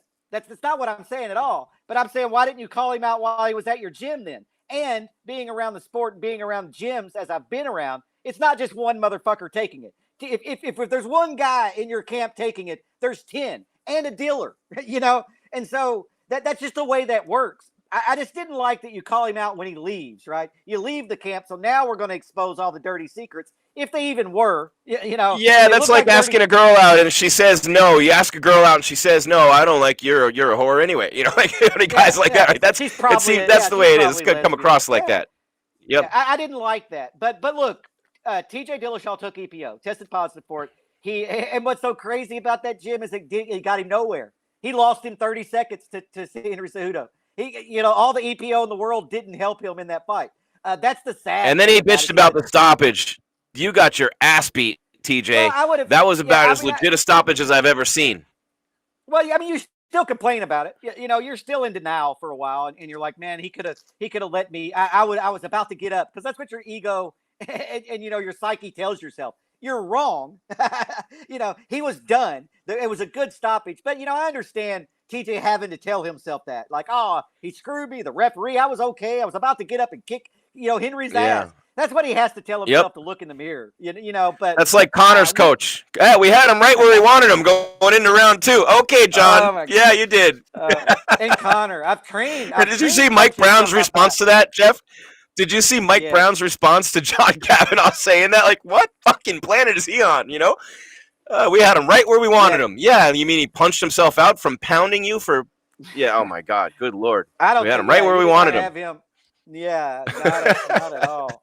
Not at all. I don't mean to make fun of John Kavanaugh. He's a much higher level MMA coach than I could ever pretend to be. But he's got to have his fighters back. So, but just sometimes you say things. Yeah. I mean, that's what it is. The ego's the crazy. It's like you said, right? Is that girlfriend, doesn't have that girl, that hot girl at the bar won't give you the time of day. What do you go back and tell your buddies? She's probably gay. It's like your go-to, right? It's your ego talking. It's 100% your ego trying to. Yeah. Yep. Manny and Scarface when he goes up to the girl at the pool. Manny and he goes up to the girl at the pool and Scarface and he goes, hey, and she slaps him and he goes, lesbian. Mm-hmm. Yeah. It's just your ego talking. That's what it was with TJ. I didn't want her anyway, guys. Yeah, exactly. Her breath smelled. She was terrible. I was just joking when I went she was terrible. Oh my God! You got, by the way, Raleigh and Paiva. He's a Team Alpha Male guy as well, coming up against Kyler Phillips. Jeff, this co-main event's very exciting. TKO for Darren Elkins, a TKO for Adrian Yanez. The only decision on the main card so far was Macy Barber over Miranda Maverick in a split 29-28 that Jeff and I, and it's seemingly the rest of the free world, disagree with completely. 3 decisions all night. KOs. We've had 5 TKOs. There's going to be heavy competition for that bonus, but you've got Kyler Phillips who can turn lights out very quickly. Raleigh and Paiva is a 125er, fighting at 135 on less than 4 weeks' notice. This was supposed to be Rafael Assunção, which would be a big-time springboard for Kyler Phillips. And, when you're looking at Paiva, this is not a big springboard for Phillips. It's a guy who's ranked ahead of him, but in a different division, number 12 and number 14. And now it becomes a fight, almost a must-win for Kyler Phillips. The Matrix working his way toward what he hopes will be a title run at bantamweight. And when I look at that division, man, that is a legit. I mean, that is just a killer. And it doesn't help any. It really doesn't help any, Jeff, that when you look at the division being held up by what happened in the Aljo Piotr Jan fight, Jan was kicking the shit out of him. And Aljo gets the win by, let's be real. Aljo should be out of the title picture right now. It might have been Sandhagen fighting Jan. It might have been Dillashaw coming back in and fighting Jan for the title. So had that not happened in the Aljo and Piotr Jan fight, we probably more than likely wouldn't be seeing Dillashaw and Sandhagen tonight. But the storylines here are great. Sandhagen's on a nice title run after losing in the first round last year to Aljo, Marlon Moraes and Frankie Edgar have felt the wrath of Enter the Sandman. Then you have Aljo and Petr Yan and what happened in that title fight, and Sandhagen since then what he's done. Well, Dillashaw coming back in to get a highly ranked opponent in the top 5 more than likely wouldn't have been Sandhagen had this happened, because Sandhagen probably would be getting the title shot. So interesting how these things happen. But this division, man, I mean, you got a former champ, a legend in Dominic Cruz at number 9. Assunção Rivera and Chito Vera are outside of the top 10 in this division. Munoz is at 8, Edgar 7, Marlon Moraes number 6, Garbrandt, the former champ, at 5, Jose Aldo, the legend, at number 4, Rob Font, what a beast he is, at 3, Sandhagen 2, Yan 1, Aljamain Sterling, of course, the one name missing from that list, the guy who enters the octagon to dance with the one and only Sandhagen tonight, Dillashaw. So Dillashaw obviously not ranked because his first fight back, but with a win here, clearly he'll be top 5. With a loss here, he's going to be back in the rankings. That's gonna ruffle some feathers. If TJ Dillashaw loses tonight after a 2-year suspension and coming off of a loss to Cejudo at 125, he's going back in the rankings. Because he lost to the number 2 guy in the world, and he was the champion when he left. He got stripped of his title. And so that's going to ruffle some feathers. I think that TJ is ranked no matter what happens tonight. With a win, he's ranked number 1 or number 2. I would rank him number 2 behind Yan because of the way the Aljo fight went. And look, I'm not blaming Aljo for that. Like I said, everybody can complain. And look, I kind of complained about it too and have, but it wasn't my head that got kneed, And so I really need to shut the hell up about that. Only Aljo knows. And I don't blame Aljo for that. You're getting another payday. At the end of the day, let's just say that all of the champions payday. Let's just say that like the knee didn't hurt him and he took the way out. I'm not saying that's what happened. I'm not alleging that's what happened. Hypothetically, we're entertaining that possibility. Props to you, man. You got a. I'd have taken it. And everybody who rips him, you're not paying his bills. You're not living his life. You don't have the things going on. You're a champion forever. Lionheart Smith didn't take it. And imagine how much different his life would be right now had he taken that win over John Jones. He refused to, and John Jones beats him and retains the belt. The course of history drastically altered there in that fight. Aljo did, and it was. I mean, look, what Petr Yan did was absolutely fucking stupid. He knew what he was doing. He's a champion. He's a super high-level fighter. He cost himself his own belt by doing dumb shit. Right? Period. Point blank. So I can't feel sorry for him, and I can't rip on Aljo. But it did hold up that division quite a bit. Oh, yeah. It's completely held up the top of that division. And look, the knee landed hard. I mean, there's no question. You can watch that. Well, I think where people start to question is Aljo didn't like fall to the ground and everything. He's looking at the ref like, "What the hell?" Well, clearly you're together enough to complain. So how Aljo? Oh wow, Kyler Phillips. He dropped him already, Jeff. Kyler Phillips is so next level, so quick and so precise with his striking, and he's great at jiu-jitsu. He's working with John Crouch and Benson Henderson. He trains with Sean O'Malley. Clayton Carpenter, who fights on LFA, who's a beast and a multiple-time world champion as a kid in Muay Thai, Jiu-Jitsu, everything you can imagine. So just a great young wave of fighters coming out of that MMA lab. Kyler Phillips, with Paiva kind of settled in a little bit, has been looking really sharp every time out. He just just pinpoint accuracy with the striking, the video game kicks. I think you're a little ahead of me, Jeff. How much time is left on yours? I'm going to pause it again. I'm at 3:20. Okay. So I'm 10 seconds. I'm still at 3:33. Okay, I will pause it again. What a fucking round, Jim. I'm going to say that. What a round. I'm going to let you get caught up and get your reactions to this. What a round. Oh, Phillips got dropped. Wow, Phillips got dropped and sent backward, flipping and tumbling into the cage by Paiva. Wow. Yeah, back and forth. Both now fighters Phillips have been working a single leg in the first 2 minutes. Both fighters have been dropped in the first 2 minutes of this fight. Crazy. And dumped on his head, slammed as Paiva. Wow. Yeah, 3 minutes left in round number 1. We feel like we've watched 2 rounds already, and it's only been 2 minutes. Yeah, I'm sitting here saying this is fight of the night, and we're not even halfway through the first round. Phillips better be a little bit more measured, a little bit more careful. He's an aggressive fighter, but you gotta save a little bit in the tank, and you can't just go rushing in nonstop. And he knows that, kind of taking a breath and getting himself reset a little bit. He's such a high octane fighter. throwing a lot of strikes and looking to cause violent damage and end fights. Yeah, he dropped him early, and I feel like he got overconfident and was like, oh, yeah, I'm going to beat this late replacement pretty easily, and then he ate a hook that he didn't see coming. You know, I don't think it didn't limp him. It didn't sleep him. It just caught him off guard. He fell back and rolled to get back to his feet, but he definitely didn't see that coming. He didn't see that coming. And look, no matter what happens now, you get to say, man, I went up a weight class and dropped the guy. No, and Phillips tried a spinning head kick, and he missed wildly and ended up falling, and now he's on his back in the middle of the octagon with Paiva on top of him, minute and 50 and counting left in round number 1. Yeah, I mean, Phillips has to be and it's so late on that kick. That kick was nowhere close, Jeff. It was a second late, easy. Yeah. Well, I mean, sometimes you've got to throw excitement and entertainment out the window to just get the win. And I feel that way with Phillips. Phillips is an entertainer, right? He's not only a prolific striker. He likes the flashy. That's a part of his style.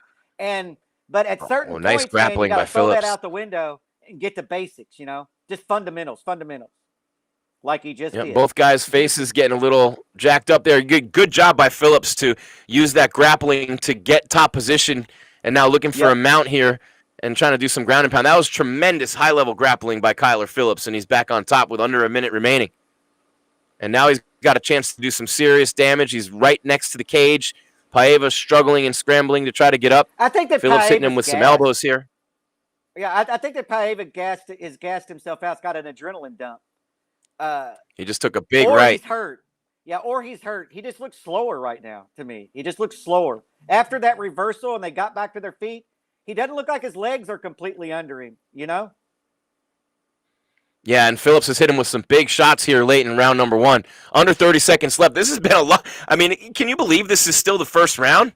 So much action in this fight. What a great co-main so far. Yeah, Phillips just missed with that spinning kick now. Yeah, takes him down. 15 seconds left. Oh, he might get a finish here. 12, 11, 10. Another big right. Elbows by Phillips. 5 seconds remaining in the round. Can Paiva survive? The ref's about to stop it. It's Peterson. 2, 1. Nope. We go to round 2. I thought for a second Peterson was going to stop the fight. It came close. He was really close. He was really close. And look, I don't know that I would – I'm not even going to say what I was going to say. Paiva's done. There's evolution right there. Yeah, he's done right now. Yeah, I'd be surprised if he answers the bell for round 2. His corner might not let him come out. That's what I was ready to say is if I'm hitting his corner, I'm not letting him go back out. His legs weren't there. Like before that whole getting beat right there at the last 15 seconds of that round, before he went to the ground, his legs just weren't there. He's not there. And so I don't know if he's just gassed and has that adrenaline dump or if he's actually hurt from the amount of shots. But I'll err on the side of safety and say that the guy's hurt. I might throw in the damn towel right here, but we'll see. He's up to his feet. He's walking around. We're going to send him back out. And you never know. You never know. Did you watch Michael Chandler talking about, just to get off subject real quick, about Poirier and Conor? I thought, I don't know Michael Chandler personally, but I like that guy. He was talking about, me too. Very good dude. He was like, if Charles Oliveira had broke his leg at the end of the first round, he said everybody would have been like, look, Chandler already dropped him. Chandler's going to come out in the second round and do what he was going to do. But then we saw the fight. Oliveira came out and knocked him out. His point was that you can't just count Conor out. But I thought for Chandler to look at himself that way, for him to use himself as the example, that ended. I thought that was really good, man. You don't see that in a lot of people. They're usually more narcissistic than that, Chandler's not, man. No, he's a good dude, man. Mike Chandler's a great guy. I've actually known him for years. He's good friends with my buddy Sean Charles, who used to be the Arizona State Sun Devil wrestling coach, and with Anthony Robles and Bubba Jenkins, and Ben Askren was his assistant. Well, when Mike Chandler wrestled in college, Sean was his coach at Missouri. And so, he came in and did some clinics that we were a part of, and just a super cool dude. Stayed, take every picture, sign every autograph, humble, very cool, nice to everyone he talks to, hell of a fighter. Great attitude, super inspirational dude. Yeah, and he did give Conor props. He actually does. He said, "I don't think Conor is finished," and part of that might be he wants a big payday. But I mean, I think he's right. Conor McGregor's not finished. Is he the same Conor McGregor? No. Phillips just got knocked down again. Wow, Yeah. Paiva's a tough dude, and Phillips is hurt here. Yeah, that's terrible. Phillips is really hurt. Look out. Yeah, because Phillips looks like he's the one that's gassed now, and he's taking big shots. And whenever you get hit with big shots, your cardio, it's like a video game. Literally, it just goes down. They're both eating some big shots here in this fight. Yeah, he needs to get his damn man, he took some shots. Yeah, and get to basics. Get to the fundamentals, man. Quit trying to do spinning shit. Get back to the fundamentals. Flying knee. Just threw a flying knee. Yep. I know. Spinning elbow. He gets he spins his way right into almost a takedown with a spinning elbow that was late. I mean, I give him credit for trying to be flashy and trying to, give us highlight reel fights, but he's gassed right now a little bit and his hands are low. Now he shoots for the takedown. Very smart of Kyler Phillips, and he gets it. Exactly. He needed that right now in a big way. So that's what I was saying. Get back to the damn basics and fundamental, dude. You're getting hit, and he did. I like his style. Don't get me wrong. And look, if you're going to be marketable and you're going to have a lot of fans on your side, you're going to have to throw some, as Nick Diaz calls it, some spinning shit. But there's a time and a place for that. There's some time and a place for that. And I feel like Phillips went for the takedown probably later than I would have wanted him to. But he did go back to just the fundamentals, man. Get back in control of the fight. Get back in control of the fight. And look at Paiva's story, man. If you know his story, in October 2018, he and his girlfriend were leaving a party in their hometown on a motorcycle. They were intentionally struck by a car driven by people they had gotten into an argument with at the event. Paiva didn't suffer any injuries, serious injuries anyway, but his girl did. She suffered serious head trauma. She died 6 days later. So he's got her name on his mouthpiece. And you guys don't know that story about Paiva. That's a good story about him taking on Kyler Phillips right now. And Kyler Phillips, of course, I mean, he's, pretty much, he has one loss at CXF to a guy named Victor Henry. That was a split decision. But he, for the most part, he's got 5 knockouts. He's got good jiu-jitsu. And now Paiva's got his back. And Phillips taking some big shots again. Man, this is a good round for Paiva. Phillips gets rocked once again. What a good job by Paiva. We thought that he might not even come out for round number 2, Jeff. I thought the corner should have given a good look at him, taken a good look, looked at him in the eyes, asked him a couple of questions, and because he just didn't look good. Phillips has his back, Jeff. Those MMA lab guys get your back. You got to watch out. Those jiu-jitsu guys. And he's a striker, make no mistake about it, but their jiu-jitsu at the lab is with John Crouch and Benson Henderson. Fantastic. Some high-level grappling here by Phillips, keeping the back of Paiva. I feel like Phillips might just be – how much time's left? There's 30 or 40 seconds left. And I feel like right now maybe Phillips is just taking a breather, right? Just get your senses together, man. Because this is a wild-ass fight. This is a wild fight. This is fight of the night no matter what right now. Yeah, without a doubt. And Phillips easily, I think, won round number 1, but Paiva with some big shots in round 2. Phillips has eaten a lot. Oh, and a big right by Phillips. He just kind of stunned him for a second. Paiva's tough, and he lands a huge right hand. We got 15 seconds left in round number 2. This seems like it's already gone 5 rounds. So much action. Phillips shooting another takedown, trying to steal this round late. Look at the end of that round. Paiva able to fend it off. And round number 3. Paiva exhausted, collapses in a heap. That's what I was going to say. Paiva set down on the canvas. That's not a good look. But maybe it's just the 30-second break that he needs to get that second win. I thought he was done. Man, what a fight. First round. Yeah, I thought he was done after the first round. I really did. Going back to what Michael Chandler was saying, sometimes the first round doesn't mean all that much. The second round, I don't know. Phillips scored a lot of takedowns, but I felt like he lost that round. He took more damage. He got dropped once at least, and took some big shots. So I think we're even going into the third, man. What do you think? So too. I don't know. Yeah, I don't know. I mean, it's hard to say because Phillips did score a lot of takedowns. For sure. Yeah, for sure. Phillips won round 1. Who knows after we watched, Maverick and Barber and the judging there. But seeing round 1 clearly Phillips. Round 2, depending upon how you score the takedowns, you could see it either way. So if I were Paiva, I'd be for sure thinking I'm down 2 rounds right now. If I'm Phillips, I know I have 1 round in the bank. But again, you can never go to, like Dana White always says, don't leave it to the judges, man. Go out there and finish the fight. One of these guys is going to finish this in round 3. I think Phillips is going to finish him here, but one of them's going to. And here's where your open scoring comes into play, right? If Phillips could look up at the screen and be like, I'm up 2 rounds to none right now, it's going to change how he goes into this 3rd round. And same way for Paiva, if he looks up and it's 1-1, he's like, oh, hell, I'm in this.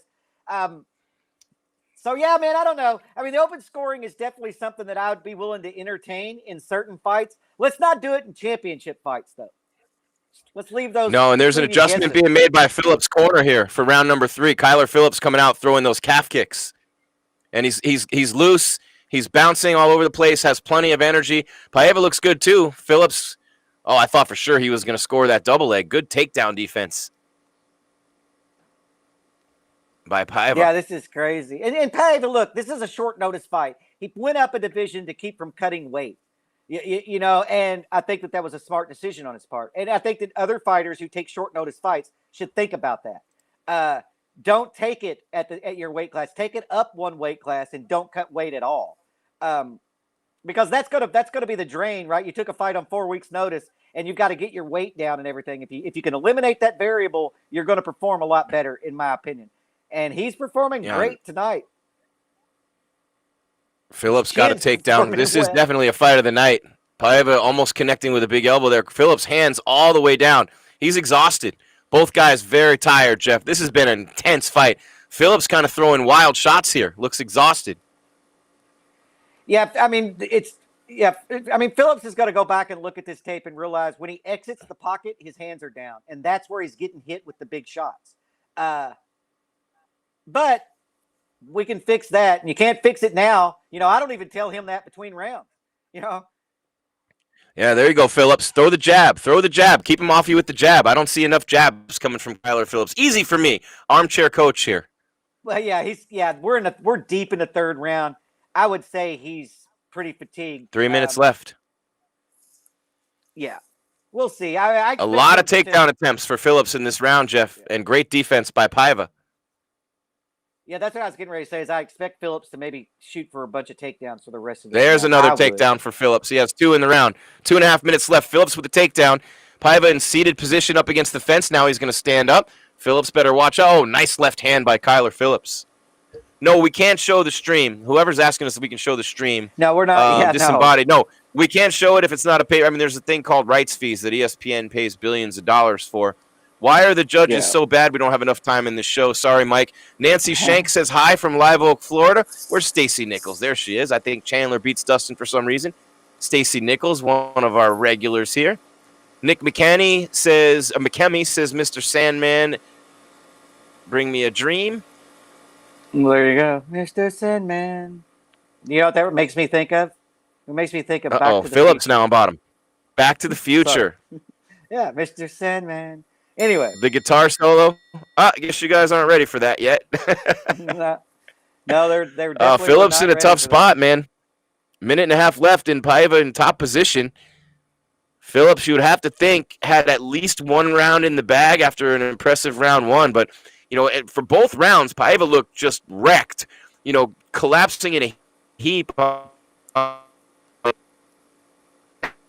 the 3rd, fighter seems like he has a little bit more energy. Yeah, I mean, this is, we talked about this before the show. I think that a late placement, Paiva has everything to gain in this fight, and Phillips has nothing to gain. And I think that you're kind of seeing that in the way he's approaching it. Because I feel like Phillips felt like he had him in the 1st round, and then in the 2nd round he got dropped, and he hasn't looked quite the same. Now he looks good, but things are wild. I don't know. I 40 feel like seconds Phillips left, might have Jeff. looked past him. Yeah, I feel like Phillips might have looked past him a little bit because 40 seconds left, and I don't think he's going to get up. No, I don't think he is either. But after the 1st round, Phillips got kind of wild. Like everything that he's throwing, spinning back elbows and kicks and everything just got kind of wild. Phillips is just going to try to hang on now with 20 seconds left. He's taking some shots here. This clearly is Paiva's round, but Kyler Phillips, if he can last and stay in this fight till the end, with a good chance to pick up the victory. Now he shakes him off with 10 seconds left. Now we're going to see him stand and bang with 5 seconds left. They're throwing bombs at one another. Phillips with a big elbow. 1 second. Oh, and a big right by Phillips to close it out. Wow, what a performance and what an ending for Kyler Phillips. Both guys putting on a show. That is the Ultimate Fighting Championship at its finest right there, ladies and gentlemen. What a fight in the co-main event. Kyler Phillips is literally one of the biggest rising stars in the bantamweight division, and he just got pushed to the very limits of what he's capable of by rallying Paiva. What a fight. I can't wait to see the decision on this one, man. I'm going to go Phillips, 29-28. Probably, based on what I've seen from these judges, split. Yeah, I don't know. I don't know. I feel like Phillips might have lost the second and third round there. It's going to be interesting. It's going to be interesting to see what a difference in the rounds, though. The first round, Phillips was just on fire.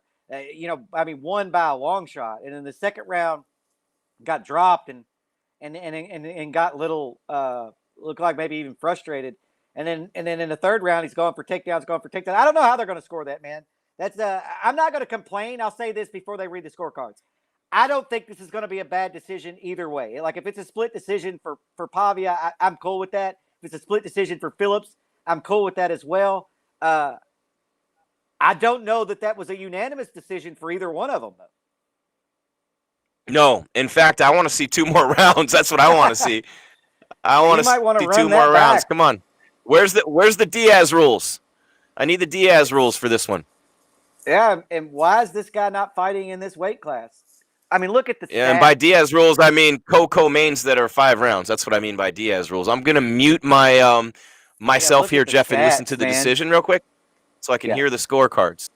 So Phillips landed more than twice as many strikes in the first round as Paiva. Paiva outstruck him probably about 15-20% in each of the second and third round. Not that punching matters, because there were takedowns in there. It's not, well, it matters. It's not a deciding factor necessarily.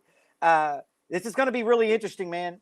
So they're going to read the scorecards. I will let you call Here it comes. In case I'm ahead of you, I'm not going to react to it. I'm going to let you call it. But that was your fight of the night. No matter what happens, both of those guys are going to take home $50,000 unless something crazy happens in the main event. Winner by majority decision, Halle and Paiva. So Phillips and Paiva. Look, Paiva won on 2 scorecards, and one judge had it 28-28. Okay, but Phillips did get outstruck in rounds 2 and 3. He got outstruck in rounds 2 and 3. The takedowns apparently didn't have much weight. In those last couple of rounds, Phillips looked like he didn't like the decision. I don't know, man. I mean, that's a tough one. I can't argue it too much because Paiva did look really good in rounds 2 and 3. No, I don't think that's a bad decision at all. I mean, really, that was just one of those fights where it's like, the first round was clear who won. The second round, he come firing back and dropped Phillips. And in the third round, he had Phillips in some trouble a few times.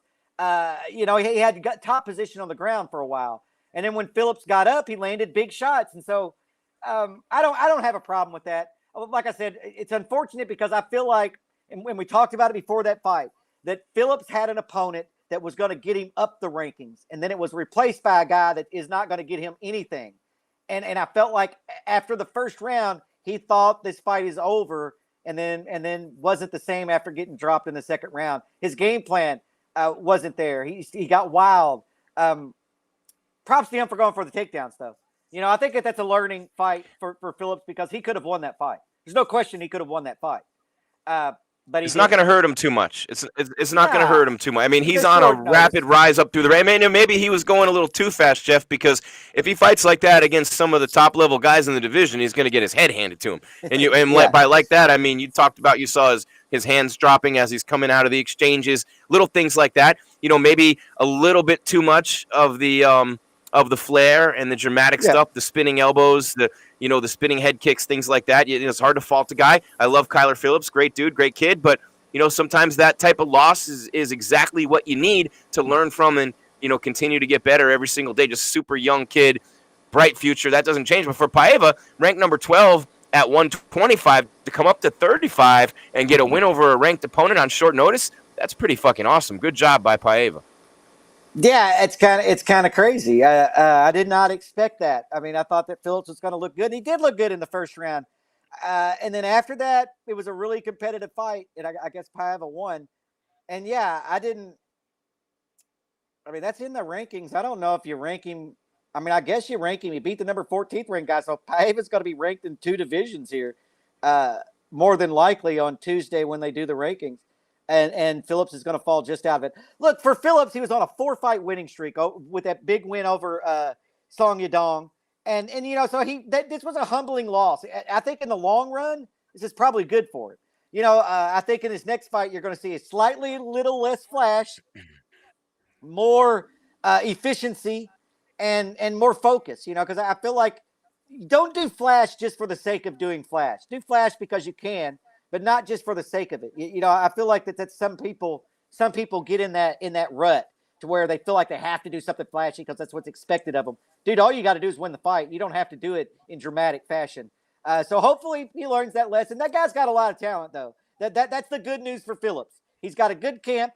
He's got good people around him. He was on a good winning streak before this fight, and now and he's got a lot of talent. So now he's just got to come back, close a few little holes, and I think he's going to be fine.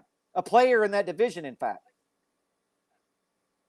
Man, I'll tell you what, Jeff, I'm excited. I mean, they're showing a promo for Ciryl Gane and Derek Lewis in the interim heavyweight title fight, tailor-made for Houston and Texas. And, Derek Lewis and Ciryl Gane is the interim title fight in belt that Ngannou just won. But that one's coming up August 7th in Houston, Texas. We'll be live for that one as well here on MMA Weekly. Hey, guys, smash that subscribe button. Hop in the chat. Let us know what you're thinking. You know what I'm saying? Hit that bell so you know when we're live with you here on MMA Weekly, whenever we post new videos, all kinds of stuff from these fight weeks, all kinds of things going on, man. And I'll tell you what, why are there so many bantamweights fighting tonight? Mike wants to know in the chat. Sometimes they do that, and they'll throw a lot of the same weight class together on a card, and then, guys are in line to fight each other as a result of what happens on those fight cards, Jeff, right? I mean, there's a lot of reasons why they do that. It's availability. And I felt like they put Kyler Phillips on this card because they were trying to get him more fans and build him. So you put him on the TJ Dillashaw, Sandhagen, same weight class. You keep them all on the same schedule. And so, yeah, you see this. And I think it's easier for matchmakers, right? If like we know in 2 weeks from now, and this is all hypothetical, so don't send me emails telling me I'm an idiot. But, if I can keep the middleweights on a certain schedule, and then the light heavyweights on a certain schedule, it just makes it easier for the matchmakers to put these fights together in the long run. There's a lot of people on the UFC roster. And so I think that's part of it. And they wanted to build Phillips. It was the other part of it. And they're wanting to build a contender, right? They're wanting to build contenders. And so you got to put the top of the division with some other people in the same division on the same fight card to build up those contenders. But yeah, that's why. And I think that the matchmakers like to keep them on a similar schedule just because it makes it a hell of a lot easier to map out a year because they're making these events a long way in advance. Yeah, or they at are. least trying to. Let's it doesn't always work that way.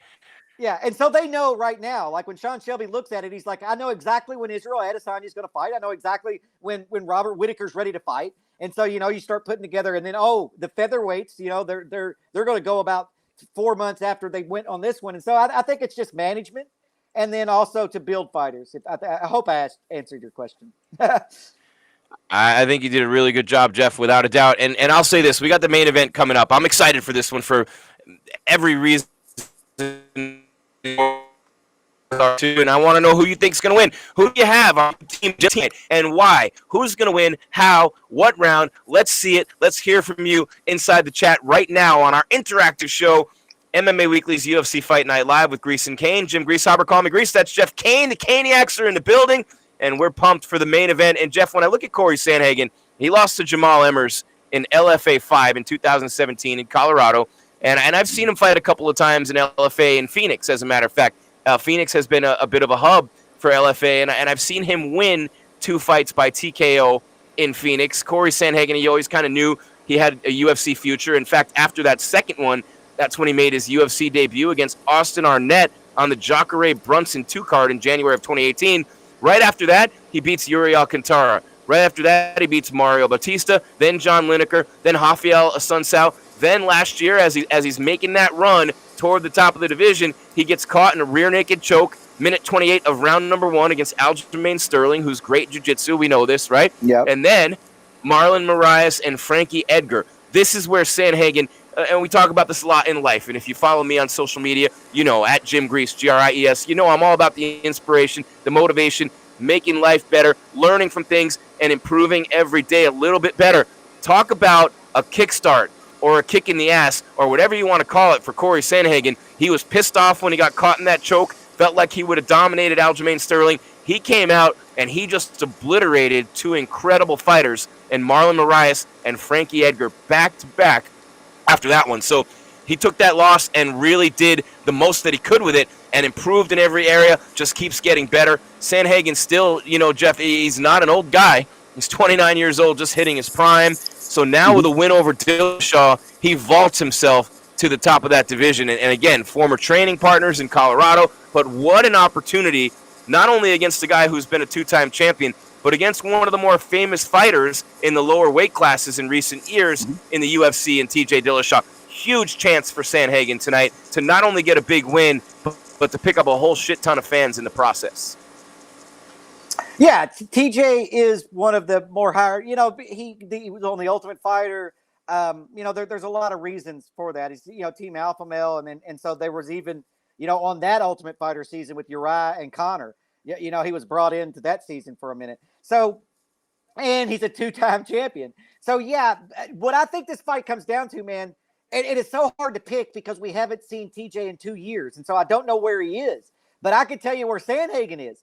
Sandhagen uses his reach extremely well. He's going to have a reach advantage and a height advantage over Dillashaw. I think that's going to give Dillashaw a hell of a lot of problems. Dillashaw, I think, has the wrestling advantage. And watch giving your neck up to any of those guys that's ever trained at Team Alpha Male, because they always have, every damn one of them have an extremely good guillotine, you know, and probably a Darce choke in their arsenal. So you definitely want to watch out for that if you're Sandhagen. But I think that TJ is going to have a hard time dealing with the reach and the range. I think this whole fight comes down to range. Yeah, I think this whole fight comes down to range. I'm going to make my pick now. I'm picking Corey Sandhagen by TKO round 3. But we're going to see, man. And I'm only saying that because I haven't seen TJ fight in so long. I don't know where he is. Honestly, TJ could be a totally different fighter today. 2 years is a long time. TJ is not lazy. He has been in the gym. He's been working and improving his game. Yep. I don't know on what areas, right? I don't know how good he's going to be. He might come out here and be a totally different fighter. But I can't judge on that. So right now I'm going Corey Sandhagen, TKO round 3 with his range, man. And he's just going to – I think he's going to light him up on his feet. I don't know. What do y'all think of the chat? And the kicks from range. The kicks from range for Sandhagen. Let us know what you think, too, in the chat. The kicks from range for Sandhagen are big, Jeff. He's as high as a minus 220 favorite. Jeff Cain going with the chalk. But I see him as low as minus 163. Right. Meanwhile, for Dillashaw, TJ Dillashaw, plus 185, plus 170, plus 120. Does TJ still got it? We're about to find out. We are about to find out, my man. I'm excited to see that. And TJ Dillashaw is a legend in our sport, Jeff Cain. And you think about when we first met him, when he lost the Ultimate Fighter 14 Bantamweight tournament to John Dodson. And Dodson was dominant throughout that whole season of the Ultimate Fighter. Then TJ got the contract, won 4 in a row, lost by split decision to Rafael Assunção. I think the CEO of EPO is going to lose. So Assunção wins by split decision over Dillashaw. Then TJ wins a whole bunch in a row, 4 in a row. But the key there, the second and the fourth one, were TKOs. And at the time, Brow was almost unbeatable at that moment. And Dillashaw dominated their 2 fights. And, you know, then he lost to Dominic Cruz, a very controversial and very close split decision to the Dominator in January. That was on my birthday, January 17th, 2016. It's a very, very close fight in the return of Dominic Cruz, triumphant return, with Cruz, by the way, calling this fight cage side with DC and Brandon Fitzgerald, who does a fantastic job. Then after the Cruz loss, Dillashaw rips it off with wins over Assunção, Lineker, Cody Garbrandt twice, once to win the belt, once to defend it, and then he was stripped of the belt in March 2019 after his loss at 125 to Henry Cejudo at 32 seconds of round number 1 by TKO, when it was found that he, obviously failed pre- and post-fight drug tests. And I can't even say the name of the drug. It's erythropoietin. Yeah, it's EPO. but I'm trying to say the name of it, and I'm trying to be fancy, and I can't do it. Yeah. But here comes TJ Dillashaw making his walk to the octagon. And guys, we're talking about level changes. We're talking about quickness. We're talking about in and out. We're talking about lefts and rights with equal ferocity. We're talking about shooting in for takedowns, dominating on the ground. TJ Dillashaw, college wrestler at Cal State Fullerton, at one point in time was 4th in the Pac-10. So when you look at Dillashaw, the wrestling, the striking, he's been able to put it all together. Will the length, though, Jeff, as you said, of Sandhagen be too much for TJ in terms of being able to land those kicks, especially for Sandhagen, from distance to keep TJ out there? The jab is going to be key. Calf kicks would be a key tonight, man. But, we'll have to see. I mean, Jess Berry says TJ's getting smashed up. Let's see. Disembodied says, Gaethje says Corey will KO TJ. Rooting for TJ to make a comeback, but there was a significant size difference at the standoffs.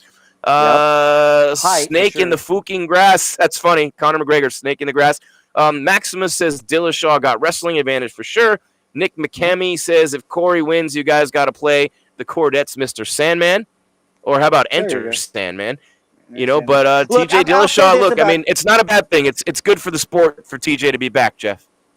Oh, 100%. But what we haven't talked about with TJ, and we'd be remiss not to mention this, is TJ is a very tough person. We've seen TJ get dropped, come back, and win by knockout. TJ comes back from adversity really well, which I think is why he was so upset about the Henry Cejudo loss or stoppage, because we both felt that was a good stoppage. But in TJ's mind, he's come back from that before. We saw him do it with Garbrandt. Now, he wasn't quite as done in that fight, but from his perspective. So don't sleep on that. When you think that TJ Dillashaw is done, he's not done. Now, I don't think we've seen that out of Sandhagen. I'll give the toughness edge to Dillashaw. Okay, toughness edge to Dillashaw. If there's such a thing. They're both tough, but what I'm saying is we've seen TJ come back from adversity, bad adversity, and I don't think we've seen Sandhagen come back from that much adversity.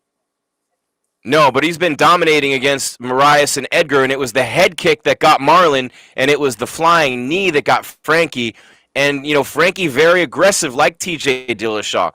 In fact, similar styles, if you really think about it, Frankie Edgar and TJ Dillashaw. You could argue that Dillashaw's quicker and maybe a little better, I'd say, at this point, especially than Frankie Edgar. Definitely a little bit better. But you don't know. 918 days? What was that, Jeff? 918? Maybe I'm thinking that number.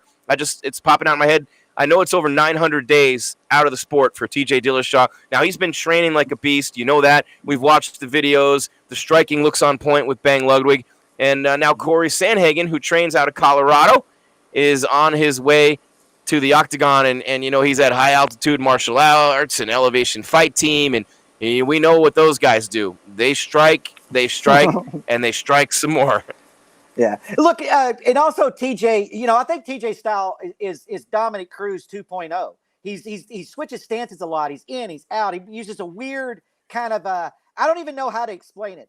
For those, go watch Israel Adesanya's YouTube channel. He does an incredible job of breaking down these fights. He's great. He's so good. He talks about the rhythm of Dillashaw and how it's like a song. It's da-da-da, and it's different. You don't see that out of a lot of people. And so I don't know, but that's a plus and a minus, because if I can get into that rhythm with you, I'm going to beat you. If I can't kind of get into that rhythm, then you're clearly got an advantage. So TJ is elusive. He's hard to hit.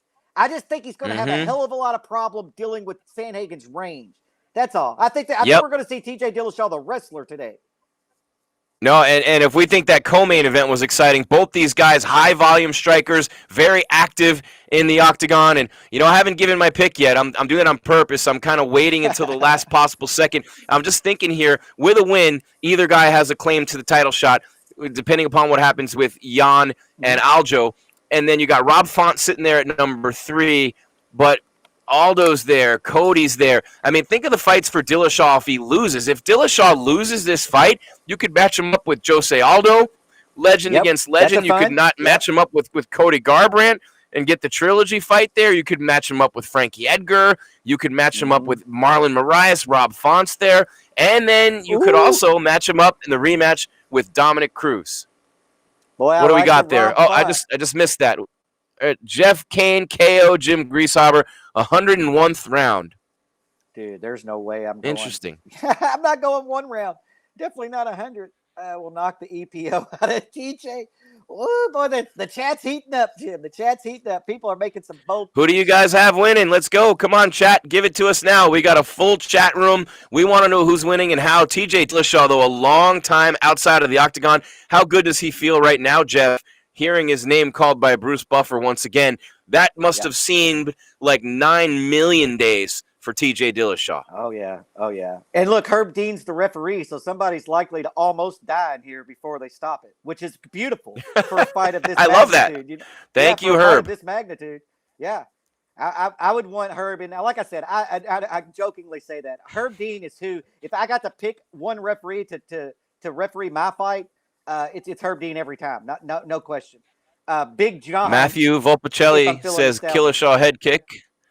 Mm-hmm. Eunice says Sandhagen. Callista Clark says Sandhagen. Keep them coming, guys.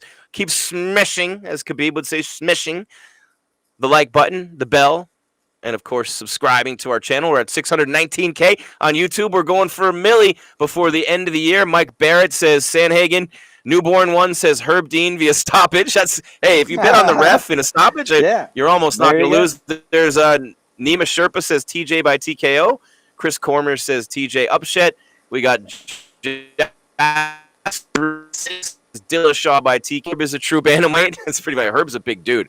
Oh, there's TJ dude. Getting into it with Barber. I'm going to go with my pick right now. I think TJ Dillashaw makes it look easy. That's what I'm going to say. I think he gets his takedowns. He mixes it in with his striking. I think he's quicker. I think he's much better overall as a martial artist than Corey Sandhagen. And I think TJ Dillashaw looks great coming back. He was on top of the world in this division before he decided to go down and try to get that other belt from Henry Cejudo, the greatest combat sports athlete of all time. If you just ask him, he'll tell you. Henry Cejudo, the Olympic gold medalist and 2-division UFC champ, just crushed it. It was a bad weight cut for Dillashaw. If that fight had happened at 35, it would have been a lot different. I think TJ Dillashaw is world class. The bigger the fight, the better the performance. What he did twice against Cody, what he did twice against Barao. He avenged his loss to Asuncao. TJ Dillashaw, in my opinion, if he's close to what he was before he went out, is a great mixed martial artist. The bag of tricks, the angles, the speed, the cardio, I just think he's going to overwhelm Sandhagen. And I'm going to go Dillashaw by, I don't think it goes 5. I think it's 3rd round TKO. Maybe even sooner. It's just started, and TJ's pressuring Dillashaw, or TJ's pressuring, not Dillashaw, he's pressuring Sandhagen right out of the gate. That surprises me. Sandhagen going to try to throw those leg kicks from distance with those long legs. Smart move on his part. Jermaine Maddox says TJ have to win this one for me. I have to see Dillashaw versus Jan. Oh, I agree with that. 100%. Well, Dillashaw says this is for the title, and I don't necessarily disagree with it.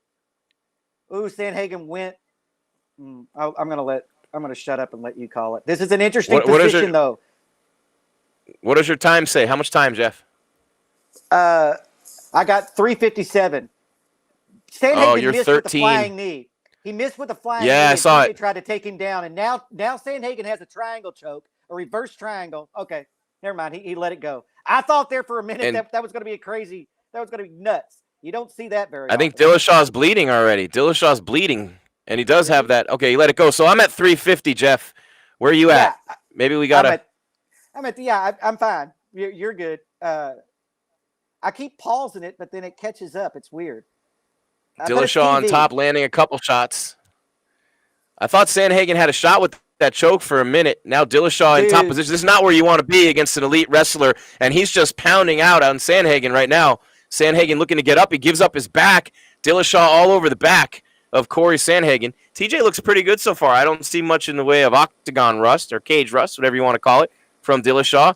But Sandhagen showing off his versatility with that choke attempt, but now he's being ridden by his back with Dillashaw buries a knee into his rib cage. TJ does. Now he's throwing knees at the legs. Smart. You got a guy with longer legs. You start pounding away at those legs any chance that you get, and that's what TJ's doing with some knee strikes here up against the octagon. Dillashaw's dirty, man. He's a beast. That's the reason I picked him. He's just a beast. He just mauls people. He's got cardio for days. He's unbelievable. 100%. I really like TJ a lot. TJ's a hard out. He's a hard out no matter who the hell you are. That's for sure. This is a good fight right now. Good fight. 2.5 minutes. Doesn't know how to deal with this, right? TJ's pressuring him, and so Sandhagen's not even able to use his length and his jab. TJ's not giving him the space to. Smart on T. That's a champion. Yep. That's champion experience right there. Yep. Very good on the part of Dillashaw so far. Sandhagen fine, though, as we approach the 2-minute mark. Yeah. Dillashaw rushing in and lands a big left hook. Man, he's throwing heavy as he's coming in full speed and landing. Crazy. That's just high-level shit. Really high level by TJ Dillashaw. You got to watch eating one when you're walking in like that, though. Oh, man. And Sandhagen with that flying knee on Frankie Edgar comes to mind because Frankie was pressuring him a lot like TJ is here and walked right into the flying knee. Never saw it coming. Yeah.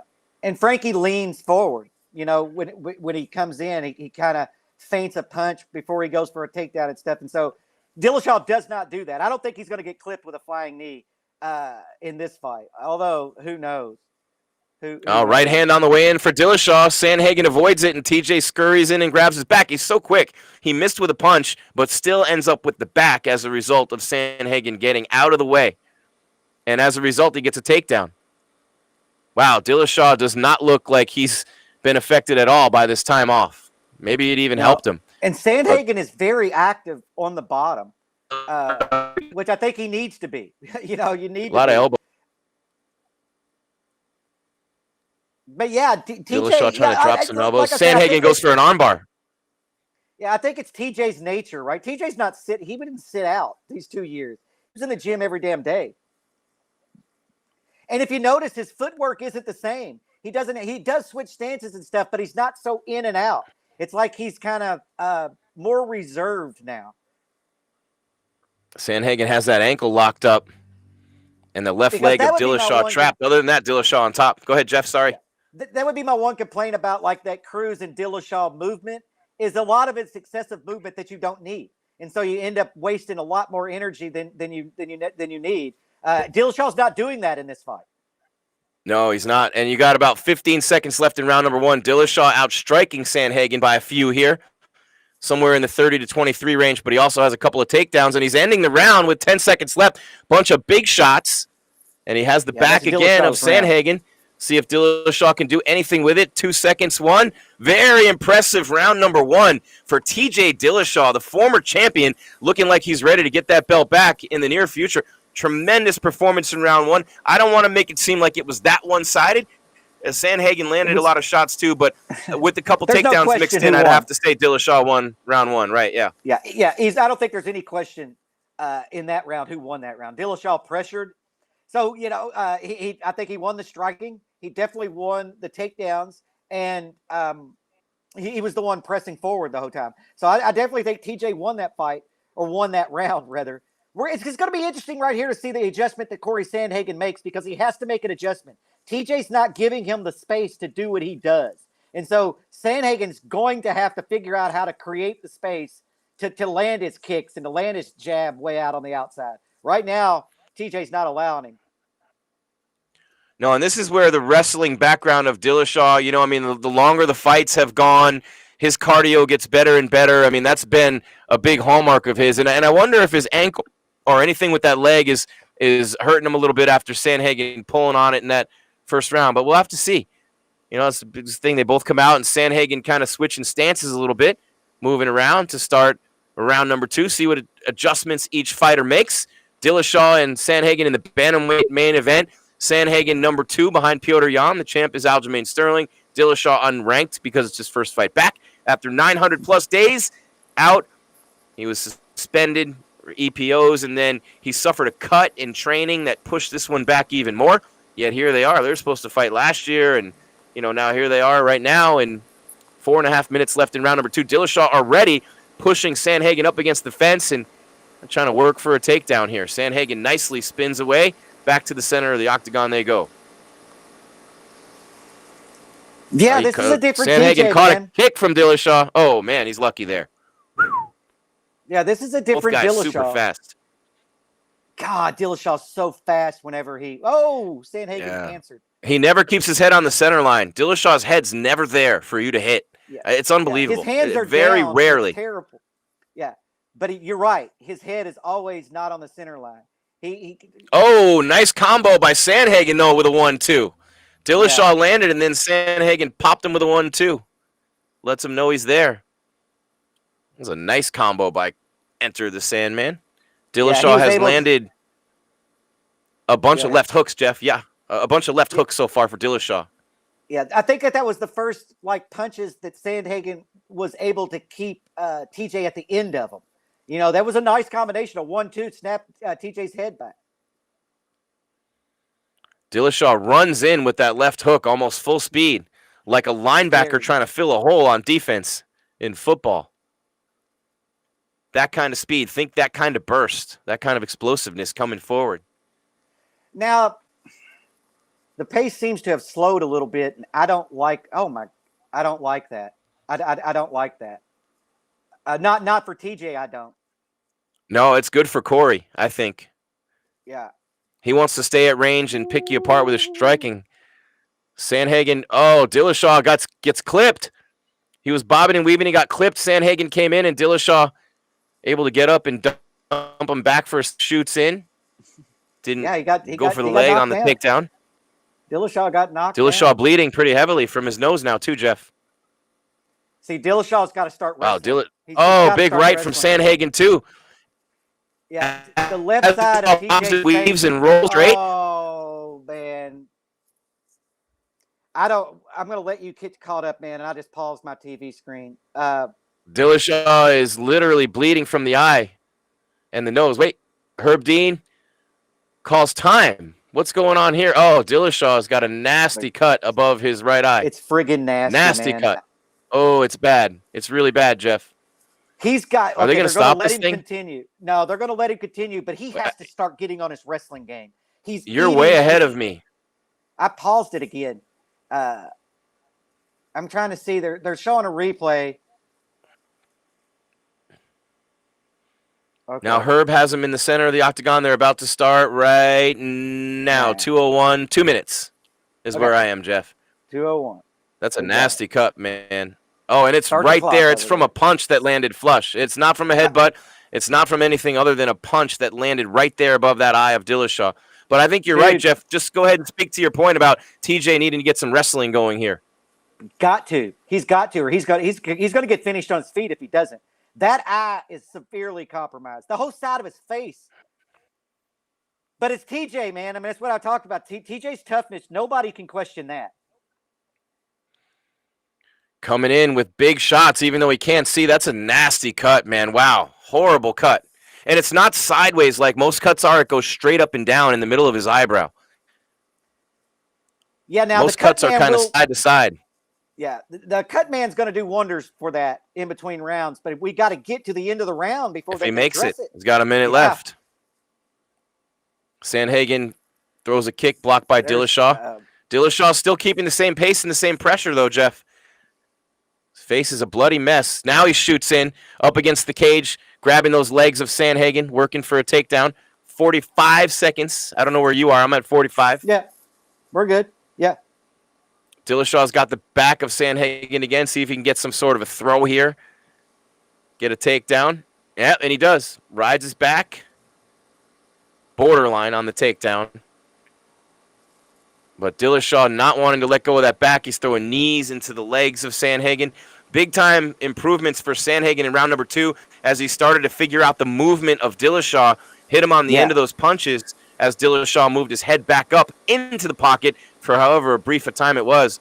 Nice accuracy there and great striking by Sandhagen in round 2. And that blood's everywhere. 5 seconds left in the round. Sandhagen definitely looks like we're going to go to round 3. Yeah, I got TJ round 1, Sandhagen round 2, and Sandhagen has done more damage than TJ Dillashaw has. Really impressed with Sandhagen's accuracy, but also Dillashaw, he switched up his game plan after he got dropped and his eye split open. He started closing the distance more. We're going to see. And Jim, you tell him when to start the clock.